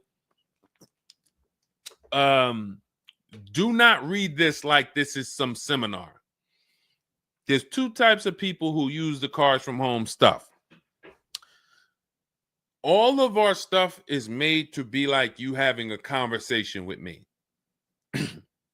If you jumped on the phone with me and you said, Deshone, this is what I want. What's my first step? I would give it to you and then you go do it. I wouldn't say to you, okay, Linda, you're going to do this. And then once you do that, go and do this. And then once you do that, go and do this and then do that. And then by the time you finish this, you'll see this on this website and then you'll be ready to pick up your car then. How would that go for you? Carrie Ann, Gifted Hands Cash, good to see you on Facebook. Well, how would that go for you? You would be like overwhelmed, confused, messing up. That's the way it is when you get my digital book, Cars from Home, and you read it straight through. What you're seeing all the steps. The last step 7 is delivery or pickup, and I'm congratulating you. You did it. The step before that, we're going over paperwork in the finance department and extended warranties. You shouldn't be there because you should be going through step 1, checking it off. Deshone told me do this. Step 2, check it off. Step 3, and then once you get to step 7, which is delivery, check, just picked up my car. It's a checklist, not a Bible or a almanac for car research or car studies. That's not what it is. And so I want to let you know that so that you don't come in thinking you're about to learn a lot about cars. In fact, that's how it was when I first started. My first book was called 52 Car Buying Questions Smart People Don't Ask that cost them thousands. 52 car buying questions smart people don't ask that cost them thousands. That book's not for sale anymore, but if you Google it, it's highly rated. People loved it. People said, Deshone, I use this book, man. I learned so much and I got a good deal. Because I still was teaching you how to get to the multiple offers, but it was too much information. That was when I came and I started teaching and I said, I want to teach you everything I know. No, the way my book now is, Cars from Home, 7 Steps to Saving Time, Money, and Avoiding Dealerships, is to get you right from where you're at to your car. 90 minutes, 2 hours from home. Boom, boom. Little small exercises here, 10 minutes here, 5 minutes there. Boom. All right, I'm picking up my car. So that's why we have the success stories that we have, because of the fact that it's a focused step-by-step book. Okay? So you can get your copy in my TikTok bio, my Instagram bio, the YouTube comments, or the Facebook comments. It's 75% off. That's the welcome offer. It's normally $97, but you can get yours for $24 as long as you get to my bio and Instagram, TikTok, or the YouTube comments or the Facebook comments before that 2 hours expires. This is Brian, just got his first ever lease using the book. Thank you, Brian. 2025 Honda HRV, $30,000 car, $395 a month. That's a 1.2% ratio. No money down. Initial quotes from that dealer was $434, and he used the counter offer calculator and got it down to $395. So that's his best offer, not to be confused with his only offer. That's his best offer that went from $434 down to whatever he ended up paying to get it to 1.2%. So that is how you want to do it. Step by step, go grab your book. Make sure when you get your book, screenshot the thank you page, because my support team's email is on there. Sometimes you're typing fast, you misspell your email, but as soon as you actually pay the $24 and get your book, you'll see the book is on the thank you page. So you can click that link, open it, save it. Make sure you save that link, because every time I update the book, that link is your master link, and I also email you a copy. Okay, and then you'll have everything we teach step by step to get as many cars as you want. You'll see, you'll be like Sheree, you'll be like Zafrina, 2 and 3 and 4 cars. Rosalie, 4 cars. Ken, we talked about. Trey, we talked about earlier, 3 cars. These people have been with us since 2021 and 2022. So if you're new here, you got people that's already 3, 4 cars up on you using what we use. And, catch up. All right, go ahead, Dolan. I saw we got a couple more from Carrie Ann. We got Linda March. Following your book to secure a lease, how do I get it? Oh, that's what we just answered. We already answered that one from IDK. I saw you grabbed it, but I answered it before you grabbed it. Carrie Ann Gifted Hands. Evening. Okay. Can a dealership... I'm sorry. I'm having trouble reading. I'm going to have tea on these broadcasts, because can a dealership take your newly purchased vehicle to a private mechanic without telling you? Actual dealership, because he refused to pay the money to get it fixed. Can a dealership take your newly purchased car? So if they're taking it to a private mechanic, then it most likely does not have a manufacturer warranty, because if it had a manufacturer warranty, for example, Kia has a 10-year manufacturer warranty, bumper to bumper warranty. I think it's 10-year bumper to bumper. But when the manufacturer puts a warranty on a car, dealerships don't really want to take it anywhere, because the manufacturer is covering the cost. They're covering the cost of the parts. They're paying the dealership for the labor. So it sounds to me like you got a pre-owned car and it was newly purchased to you, but it doesn't have a warranty. So they may have offered you some form of warranty.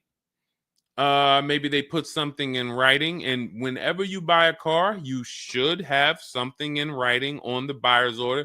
This is why we have a whole step in my book for paperwork and protection. That's step 6, because you need to have certain things in writing before you actually take delivery or pick up. But it sounds like they probably had an in-house warranty, like, hey, if you come back, you got 30 days or 3,000 miles, or you got 90 days, and if anything goes wrong, just come on, bring it back. And now you brought it back because you had an issue, and they're looking and saying, well, our guys can't fix the issue, or we don't want to pay our guys to fix it. We're going to pay, this guy over here, and he's going to fix it. He can do that because there's nothing in writing that says he can't do that. And she said, correct. Ask me how I know.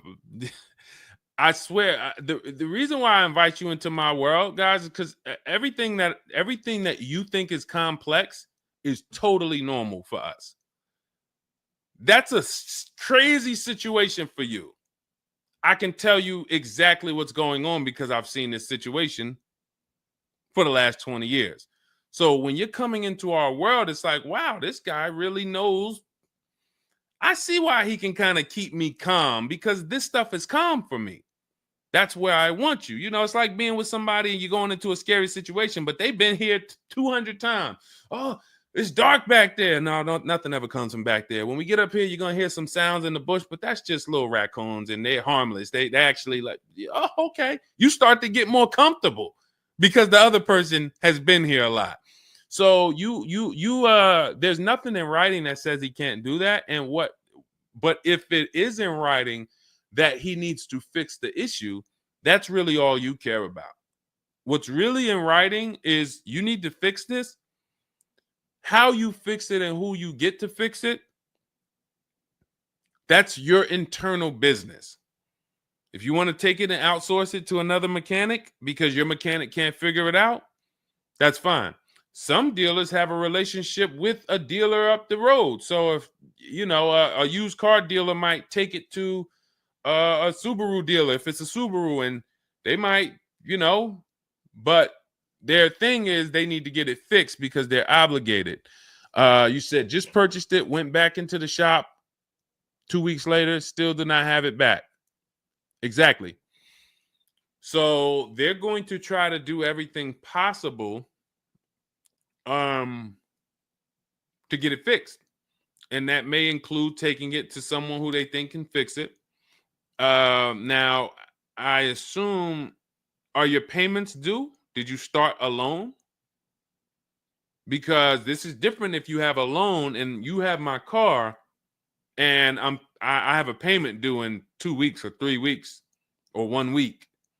And if my payment is due, then I'm going to actually wait probably 1 month. And if I don't have anything in writing of when I'm getting this car back, then I'm going to make a police report. And because now I'm getting ready to either unravel this deal, you got to give me a car. I need to, and watch this. Why the police report? It's to document what's happening. First of all, people don't like to see police pull up to their, it's leased. It's a brand new car.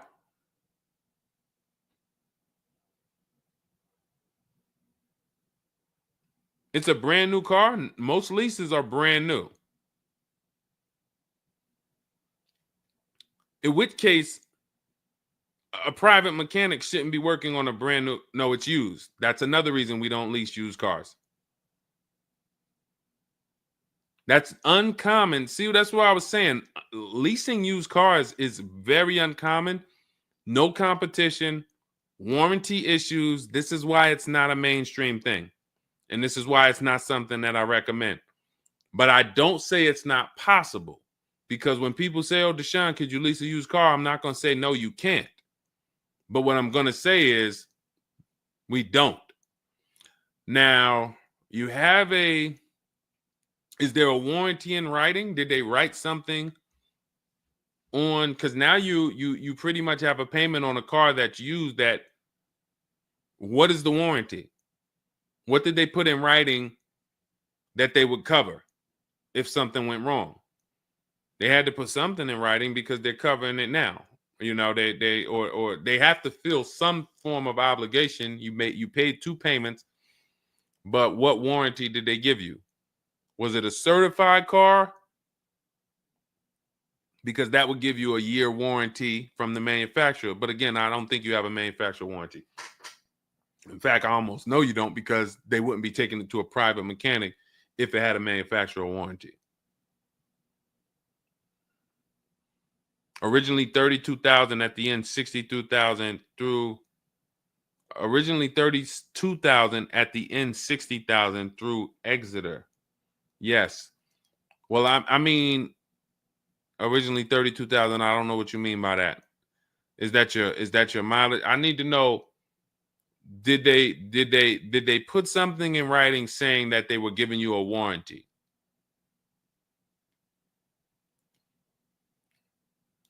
We'll try to work through this, because it's no different than if you bought a car from them. There's a bank involved, but it's a used car. It's no warranty, and they're pretty much holding on to it and trying to fix it. And if they can't fix it, we need to know, are they obligated to fix it or not?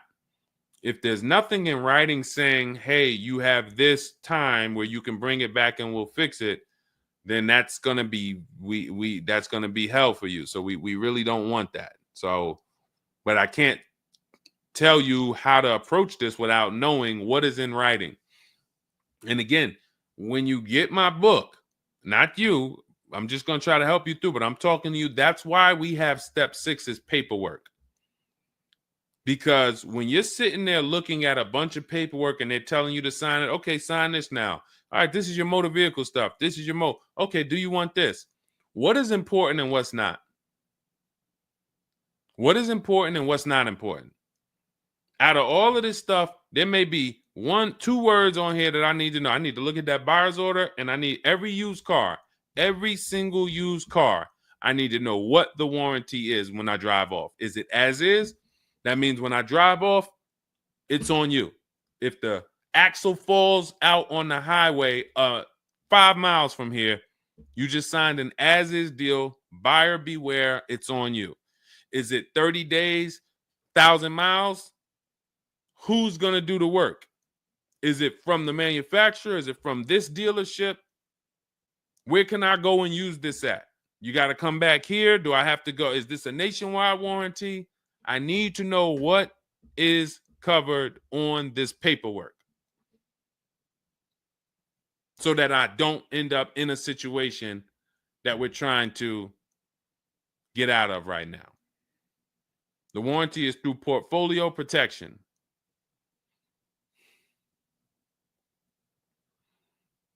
So it's a warranty. May not be a good one, but it's a warranty. So if there's a warranty, that means they're obligated to fix it. And if they're taking too long to fix it, and I have a payment, did they put you in a loaner car? Are you driving now? What are you driving now? If I bought a car with a warranty and then it had problems, I dropped it back off to the dealership and they had it for 2 weeks, and I have payments I'm still making on it, I just got it and it's in the shop, I'm not going to let that car stay in the shop more than 30 days with no car. I'm in a loaner. Okay, so you got to just chill out. You got to just chill out. Hopefully the loaner is as nice as the car you got. And if the car and if that's the case, then you just chill out. It's not a mainstream program you're in. It's like a black market program. That's the best way I could describe it. These companies that lease used cars, it's a black market kind of behind. It's not a mainstream thing. That's why all of these companies are small or like very little known name companies. They could go out of business. Nobody knew. Who the heck were they? Nobody knew. portfolio such and such went out of business. I never even heard of them. Who are they? Because they operate in the black market back there. So the general manager refused to pay the $4,300 for the corrosion on an important part. Again, what's your payment on the car? I just want to, I think this is a valuable lesson. They've had my van since from June 19th. Oh, they've had the van for that long? And you've been in the loaner?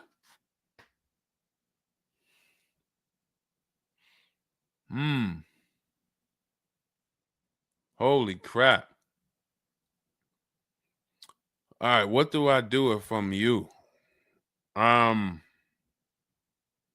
What's your payment on the car?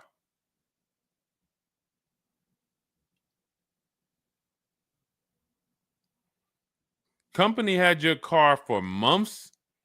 You leased it, dropped it off because it was having problems. They've had it for months and can't fix it. And you're paying $775 a month. What kind of vehicle is this? What kind of vehicle is this that we're paying $775 a month for?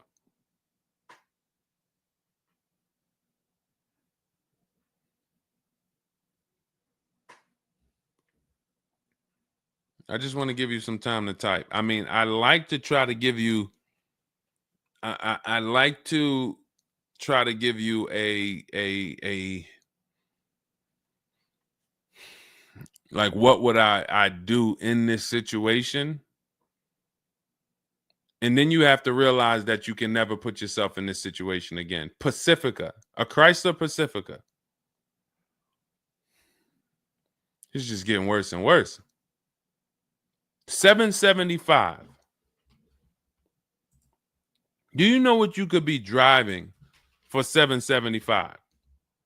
See, the used car leases. Why the used car leases? They don't even make financial. It's not even like a huge financial win. If you'd have told me I'm driving a Chrysler Pacifica and it's $300 a month, $250 a month, then I'd said, okay, well, maybe they're giving you a stupid deal. But I could show you 5 cars for $775 a month that are $80,000 and $90,000 cars, brand new cars. I'm sorry, for $775 a month, I can show you $775, $60,000 cars, $55,000 to $65,000 cars, no money down. I also traded in a Buick and they gave me $2,000 for that. Listen, dear. All right. They want to keep you in the car. God, how can you get out of this car?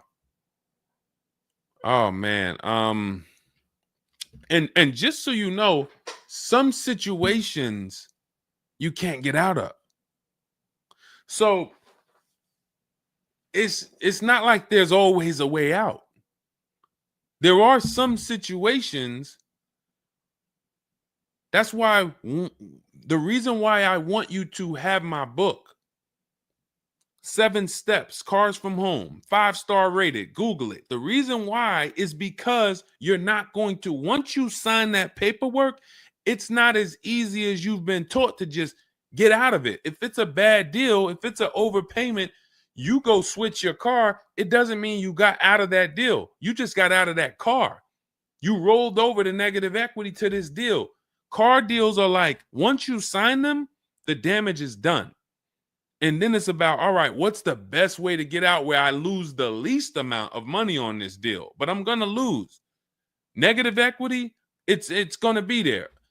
So it's much better to arm yourself beforehand than to say, all right, I'm in this situation now. How do I get out of it? Because some situations can't be gotten out of. People used to walk into the dealership, they got 15,000 of negative equity.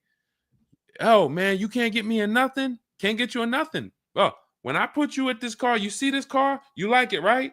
Yeah, man, I like that. All right, I got you the $450 a month on that car. That's a good payment. Absolutely, man. Come on, I'll take that right now. Okay, now let's bring your $14,000 of negative equity over. Yet $450 a month. That goes up to now $700 a month.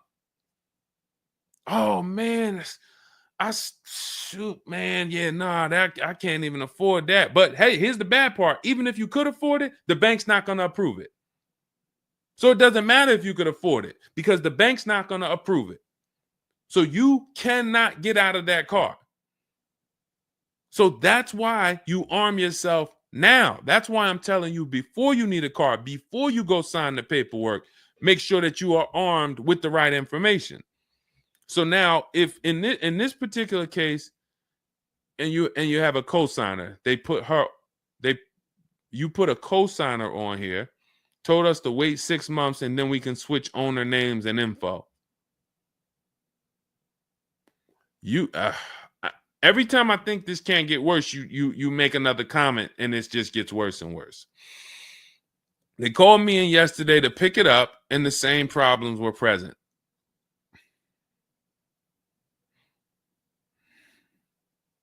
Good Lord. I'm almost stumped. Okay. All right. All right. You need to find out how many miles are on this car? How many miles are on this car? This is not a good situation. So that's why it's harder. And what I'm about to tell you, it might not even work. You may just be stuck in it. I'm trying to see if we can slice it any way possible to give you some form of solution. But if they keep giving you the car back, same issues, 60,000 miles on the car. Okay, so what I would do is you call and get the payoff. It's gonna be low. I mean, it's gonna be high. Call and get the payoff because your payment $775. I'm trying to see if you can sell your way out of it. Can you do a lemon law on a used car?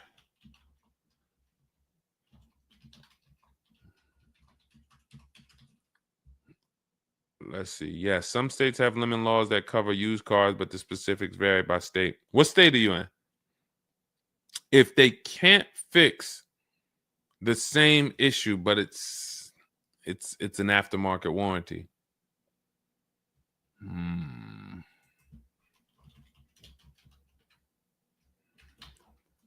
What state are you in?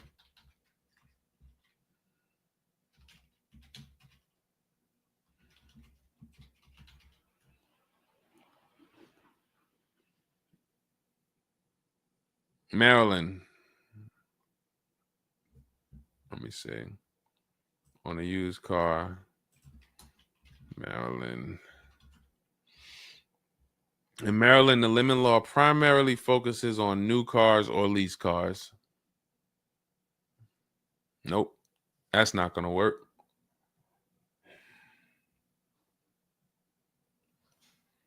Jeez.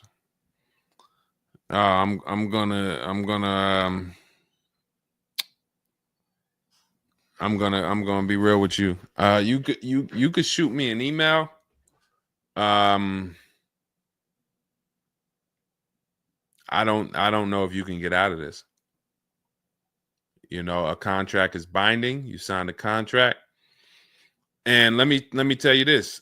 I don't know if you can get out of this without losing. You could just stop paying the car, have a repo on your credit. A lot of people will do that. I'm going to drop this car off, take your car back, voluntary repo, credits tore up. Not a good solution. It's going to cripple you from moving forward with cars.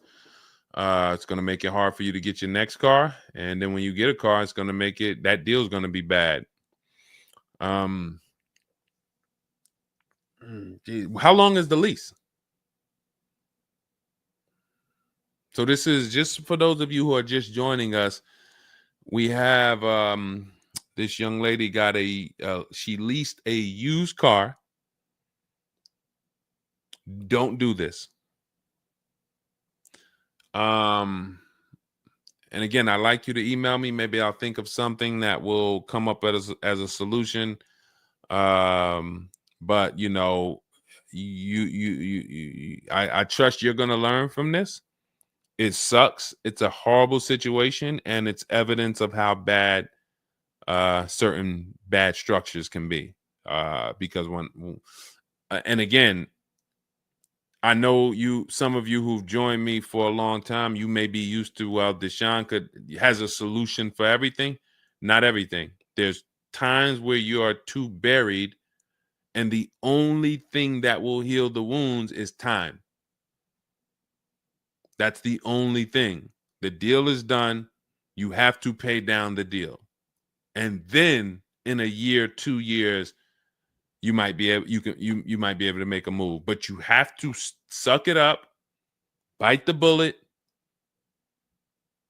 and we might be able to lean on them to get the car fixed. 78 payments. How?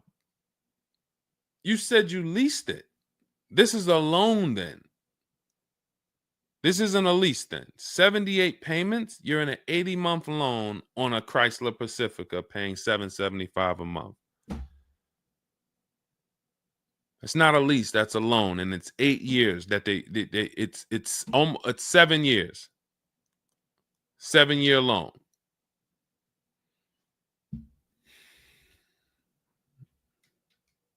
I mean, this is why I do what I do. You know, like, I don't want you thinking, okay, maybe you don't sign, maybe you don't make a mistake that is this serious, but this is cars. When I'm breaking down these big numbers and I'm throwing out these big numbers, oh, this is a $4,000 mistake. Oh, if you don't do this, yep, you're looking at about $4,000 or $5,000 you're gonna leave on the table. You take a loan that's too long, yep, you're gonna overpay by probably about $4,000 or $5,000. That might sound like nothing to you, but how I'm telling you based on me being in dealerships and seeing situations where I'm like, you made a lot of mistakes. You combined all the mistakes and you made them. So I'm just Jesus. So you're in an 80-month loan, not a lease, and you have $775 a month to pay. You are. So that means that loan, just to give you an idea of how much you've paid, you've been charged for this car. It's $775 a month times 80 is $62,000. So we're paying $62,000 over 8 years, over almost 8 years, or almost 7 years. Wait, 80 months, not 84. So yeah, almost 7 years for a Chrysler Pacifica. So we can't trade out of it. We can't sell our way out of it. That car is probably worth $20,000 at best. 2021 Chrysler Pacifica, 60,000 miles on it. That car is probably worth $20,000. But they charge you. You're going to end up paying $60,000 for it. Jesus.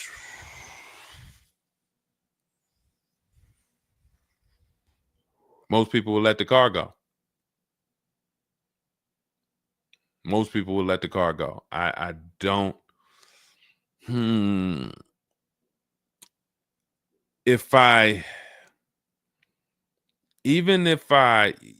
you run your negative equity, that is exactly what it's saying. 62,000.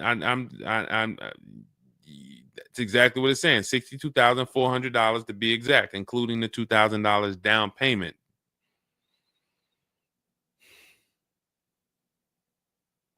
What's the name of this company that you did business with? My friend will not let that fly. That is one of the worst car transactions that I've ever seen anyone in. And your friend is on the deal with you as a co-signer.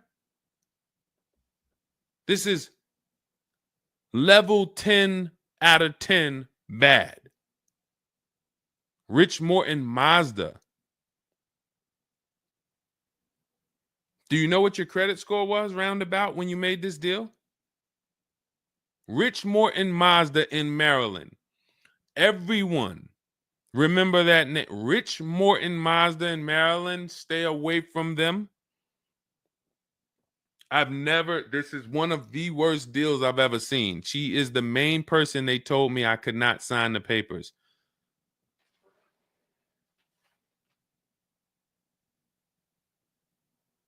Oh. We wouldn't be friends anymore. Now, here's the truth. Nobody pulled the wool over anybody's eyes. We looked at these numbers. She didn't say to you, wait, these numbers look crazy. I'm not signing them. You're not getting this car. Both of you went in there and signed these deals. So let's I'm not even going to say she's the friend, but nobody's going to say, well, y'all tied me up and held a gun to my head and made me sign those numbers, and y'all didn't even read those numbers to me. So, but, jeez,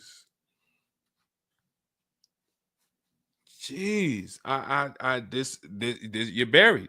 You are buried in this car. The only way, and what's crazy is, even if you voluntarily let it go, you ruin your friend's credit. Because she's the one who signed for the car. Bad, bad, bad, bad, everything bad. I wish there was a silver lining that I could think of. What I would do is, as soon I would find, you need to find out how upside down you are. You need to go on CarMax, write down these 6 sites, write down these 6 websites. You need to go on CarMax, Driveway, Kelly's Blue Book, Cash Offer, Auto Nation, Carvana, Car Gurus, Cash Offer. And you need to see what that car is worth. Let's say they say the highest offer is $25,000. $25,000. The total of your payments is not what you owe. That's what you would have paid after 7 years. You need to call the bank and you need to get the payoff. That is what you do tomorrow morning. You go on those websites tonight or today. You find out what this Chrysler Pacifica is worth. And then you call the bank tomorrow or the next or whenever, and you get the payoff. And you need to know what that gap is. If that gap is $25,000, then I am trying to get out of that car, and it might not be this year. It might not be this year, but I need to right now. I would go into an electric car lease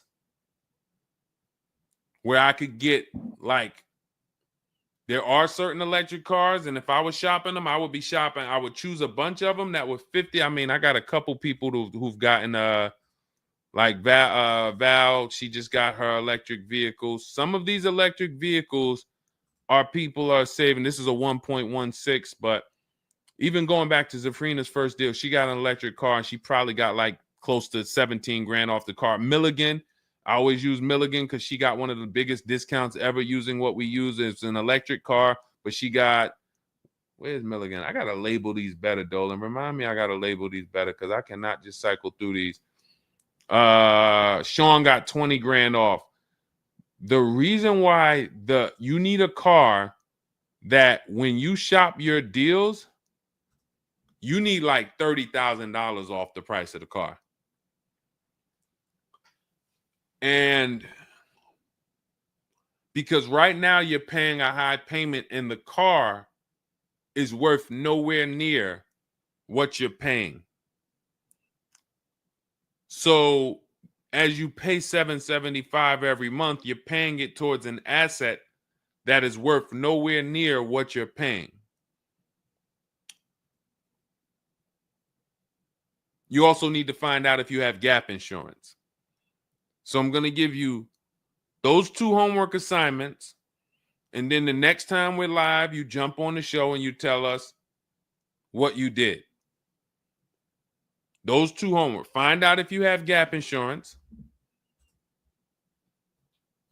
And then you need to get your payoff and go on those websites and get the cash offers and find out what the gap is. Because if the gap is $25,000, then what I'm doing is I'm shopping. If you listen, you get, if before I tell you to get the book so that you can shop a bunch of different electric cars from home, you need to get $25,000 off the price of some electric car.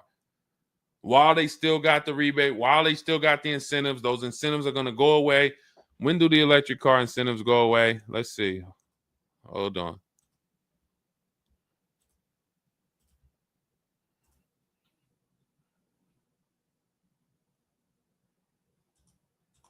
Hold on.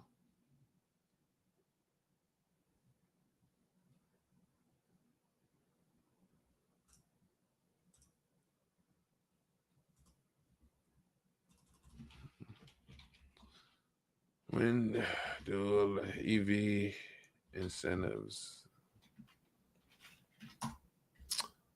I'm going to tell you, you're probably going to see, we're not talking about tax credits. You're probably going to see huge electric vehicle incentives for the extended future because they're still building them and not many people want them right now. So you need to get like $25,000 off the price of some car or more. Like I said, with Milligan, she got she got almost 27,000 off. And then you would roll that over into a new car and you would lease it. And your payment's going to be high, but you're going to be in a good car. So if you lease a car and you end up with after you knock off that 25, 30, $30,000, and I would be just shopping multiple electric vehicle leases using our system. Again, at this point, you're either going to listen to me or you're not. So, I mean, I'm just going to assume you are. And you would just run multiple electric cars through our 25-to-5 system and see, all right, how much could I get off that one? Oh, they're saving me 15 grand. Nah, that's not enough. All right, let me go pick this Kia SUV. All right, how much can I get off that? Oh, 17 grand. Nope, nah, that's not enough. Oh, let me pick this one. Oh, they're giving me 22 off. All right, that's better. Let me see if I switch this car over to that, how much they would give me. And you're trying to get out of that car, but you cannot bring all of that negative equity over unless you already knock down this new car by $20,000 or $25,000 because the bank is not going to approve it. So you need something that you can save that kind of money off of and then come over to a lease and then, all right, forget about lowering your payment right now. You could lower your payment right now. You need to get out of that car into a better car for the same payment or similar payment. You're not lowering your payment. Only way you're going to lower your payment is to get rid of the car, ruin your friend's credit. But once you do that exercise, let me know where the gap is. Next time you see me live, jump on. Hey, Deshone, I did it. The gap is like $22,000. Or the gap is $30,000. If the gap's 30, then we got to see what we do there. But the long-term plan is I need to get out of this and I need to get into an electric vehicle that I can lease for 3 years so that I can bury all that negative equity into this car. And what it's going to be is it'll be like, all right, I'll knock 25 grand off the price.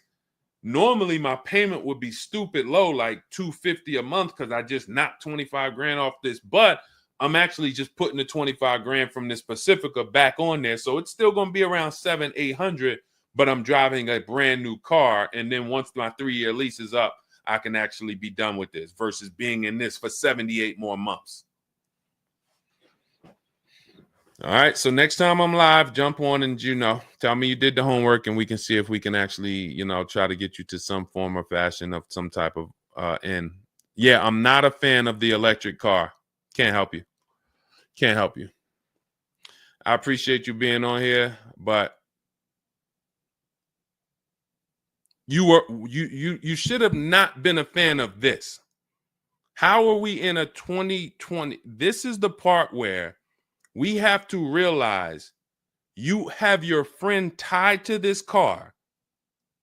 And I'm telling you what you may be able to do to get her out of this situation and get out of this Chrysler Pacifica. That is a car that is worth $20,000 that you have a loan on of $55,000+. And you're like, I don't like this electric car. I'm not a fan of it. I'm telling you, there's tons of them out there. We should not even have our friend on this deal.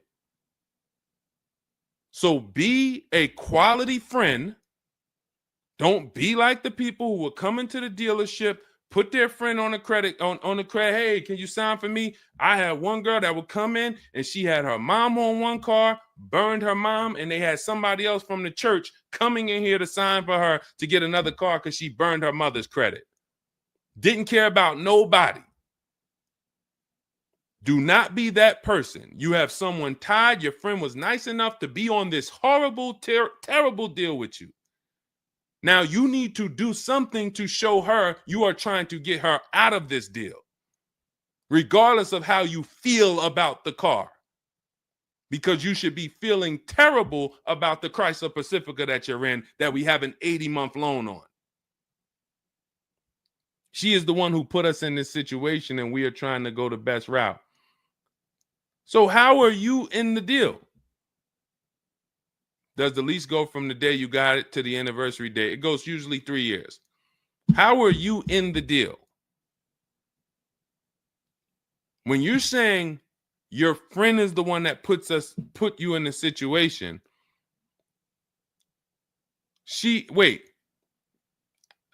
in one breath you're saying, believe it or not, she's the one who encouraged me to get it. And then in another breath, you're saying she's the one who put me in the deal, who put us in this situation.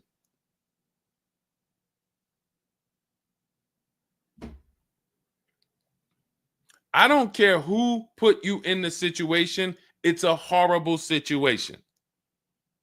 So if you want, that is the only solution, and it may not even work. So let me just be clear. Lots of people on the show, they seem to be very interested in your story. This is a very interesting story. There's not many times I had to jump on this show and hear something where I'm like, you're probably not going to end up with another car. You're probably going to be stuck in that car for at least 3 years, paying down the balance because you owe too much on it. And maybe you can lean on them to fix it, but there's no lemon law, so it's not like you can actually put it through a lemon law. So you might just be giving it back to them to fix, giving it back to them to fix. But you're in the loaner and your friend's on the paperwork. So that tells me the car was for you. It wasn't for your friend. So your friend signed for the car knowingly, may have encouraged you to get the car. Yeah, girl, I'll do it. Listen, I want to see you win. Look. Maybe didn't know what she was signing, didn't understand. All right, you're $775 a month. Can you afford that? Okay, yeah, I could afford that. Okay, perfect. All right, I'm going to sign for it. Didn't realize maybe it was for 7 years. and didn't realize that, oh, shoot, you're going to be paying 60 grand for this car, and didn't know, oh, this car is going to be in the shop, but it's your car because you're the one in the loaner. It's not her car. She's not in a loaner.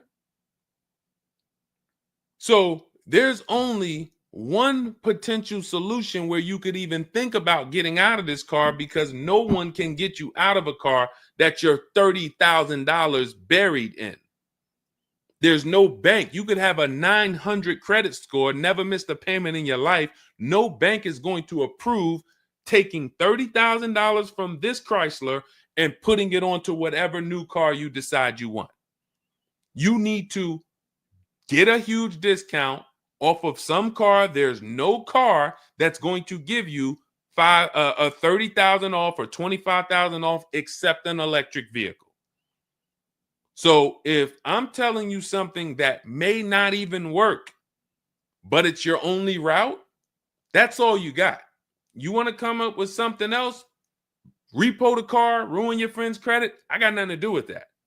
My only job is to try to provide and advise a solution to when people tell me, this is my situation, this is my goal. Normally people have 2 or 3 options. You have half an option. Like, you ever play spades? 1 and a possible, 3 and a possible. You have none and a possible. The possible might not walk. But I'm telling you, do this exercise, and then we can see if that possible will walk. If it doesn't, you got no books. You stay in the car, and that's your only option. It's a bad situation. One of the worst I've ever seen. And I'm not saying that to beat you up. I'm saying that so you realize the severity of the transaction. So if I have to bite this bullet and I got to pay this car for the next 2 years, 3 years, it's because I'm in a bad situation. And then when I pay down this car, maybe I can make a different move in 2 years. And then I'll be much wiser before I make my moves, so that I never end up in this situation again. Okay? So for everybody who joined, this was great. Again, my goal is to keep you from ever making mistakes. Every mistake you make on a car transaction costs you thousands of dollars. There is no the least expensive mistake you could make is getting gap insurance when you didn't need it. Getting gap insurance when you didn't need it, you just paid probably $400 or $500. You didn't need it. All right, you lost $400 or $500. That's the least expensive mistake you can make on a car.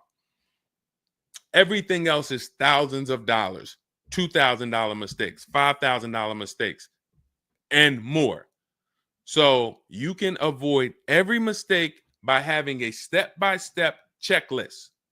If it's in Deshone's book, I do it. If it's not in his digital book, I don't do it. So there's no way I'm going to make a mistake. That's okay, TJ girl. We'll be back tomorrow. If I'm giving you a checklist, check, do this, check, check. You're doing everything I say do. There's no room for a mistake.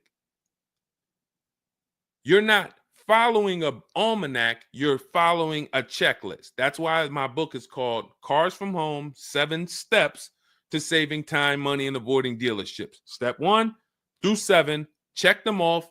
You do car transactions mistake-free.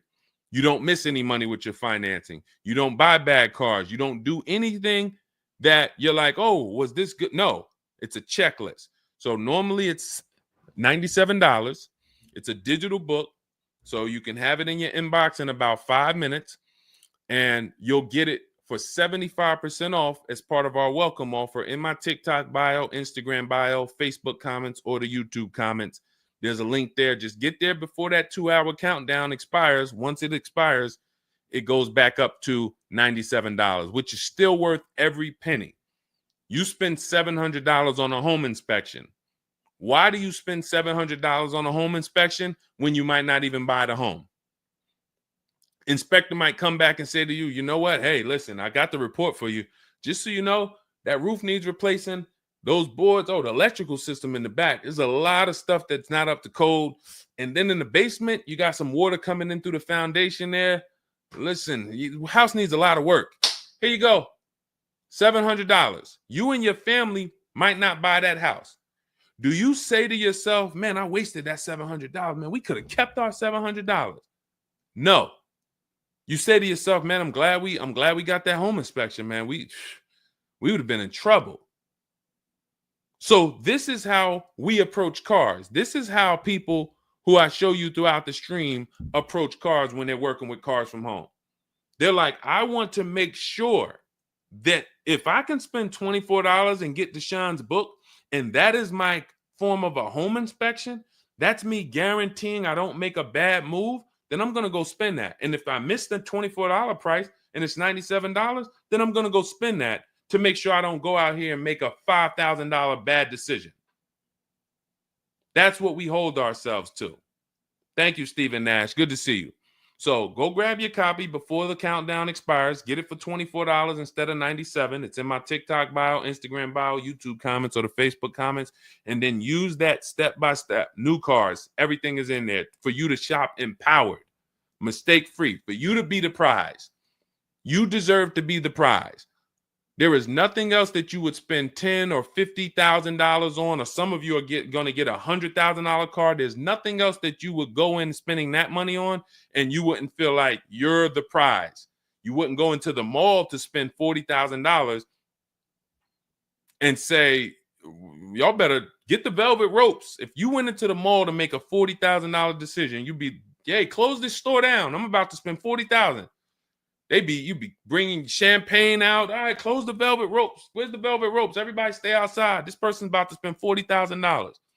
But a $40,000 car, you go in and you'll take the mistreatment. You'll leave buyer's remorse. Not anymore. When you make the decision to get your book, follow these steps, you are mistake-free. You'll save all the money. And then when you drive off in your car, you feel like you're the prize. This dealer won my business. That credit union, that bank won my loan. This deal, buyer, Carvana, CarMax, Driveway, they got to buy my old car because they put the best bid up. Everybody won a bid. And that's how I know I won, because everybody competed for my business. I didn't beg none of you for anything. That's how we do. So go get your book. And if you want to get started and you're like, Deshone, you know what? Is there anything I can get started for free? Because I'm just getting to know you. I don't really know you yet. Now I want to see, then go grab my free cheat sheets. Dolan will put a link in the comments for you guys. It's Deshone's cheat sheets. It's also in my TikTok bio, my Instagram bio.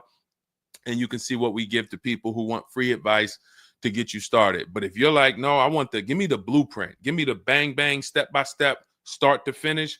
That's my digital book. Go get it. And carry in gifted hands. Please check back in with us. Let me know when you do that exercise how big that gap is between what the Pacifica is worth and what the cash offers will buy, what will pay for it. And then hopefully you can get to some solution. So I appreciate you sharing the story. I appreciate you being forthcoming, and certainly we'll wait to hear from you. Thank you everybody for joining us. We've been on here for almost 2.5 hours. It was a longer show, but I hope you all got a lot out of it. We talked a lot about all different things. Yeah, that's Denzel on the bookshelf. Absolutely. I got a lot of people on the bookshelf. I got Lucille Ball on the bookshelf. I got Miss Harriet Tubman on the bookshelf. Mr. Marcus Garvey. Who knows who that is?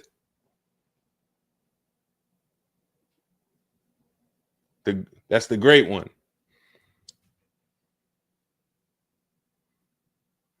Y'all know what it is. I only have the greats around me. Alexis Chu, you don't know who that was? Who could tell Alexis who that last person was? Man, you better get up on the honeymooners. Yep, that was, yes, TJ girl. Yep, Jackie Gleason. Yep, that is right. The great one. So yeah. So yes, so it was a pleasure. We'll be back. We'll be back for another show. When you see us, jump on, get your questions answered. For those of you who have my book, I want to thank you. Shout out to I saw a couple people say they grabbed their book and they were using they were ready to use it. I would get the paperwork through email, never received it. I need your help. I bought 2 brand new cars. I was told I would get the paperwork by email, never received it. So call the dealership. Call it. You bought 2 brand new cars. You said you would get the paperwork by email. You never received it. Call the dealership and, hey, where's my paperwork? Ask for the finance manager. Where's my paperwork? That's what you do.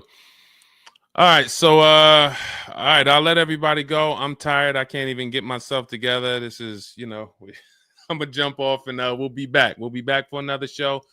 Make sure you get your book in my TikTok bio, Instagram bio, the comments, or the Facebook comments or the YouTube comments. And I'll see y'all on another show. All right. God bless you.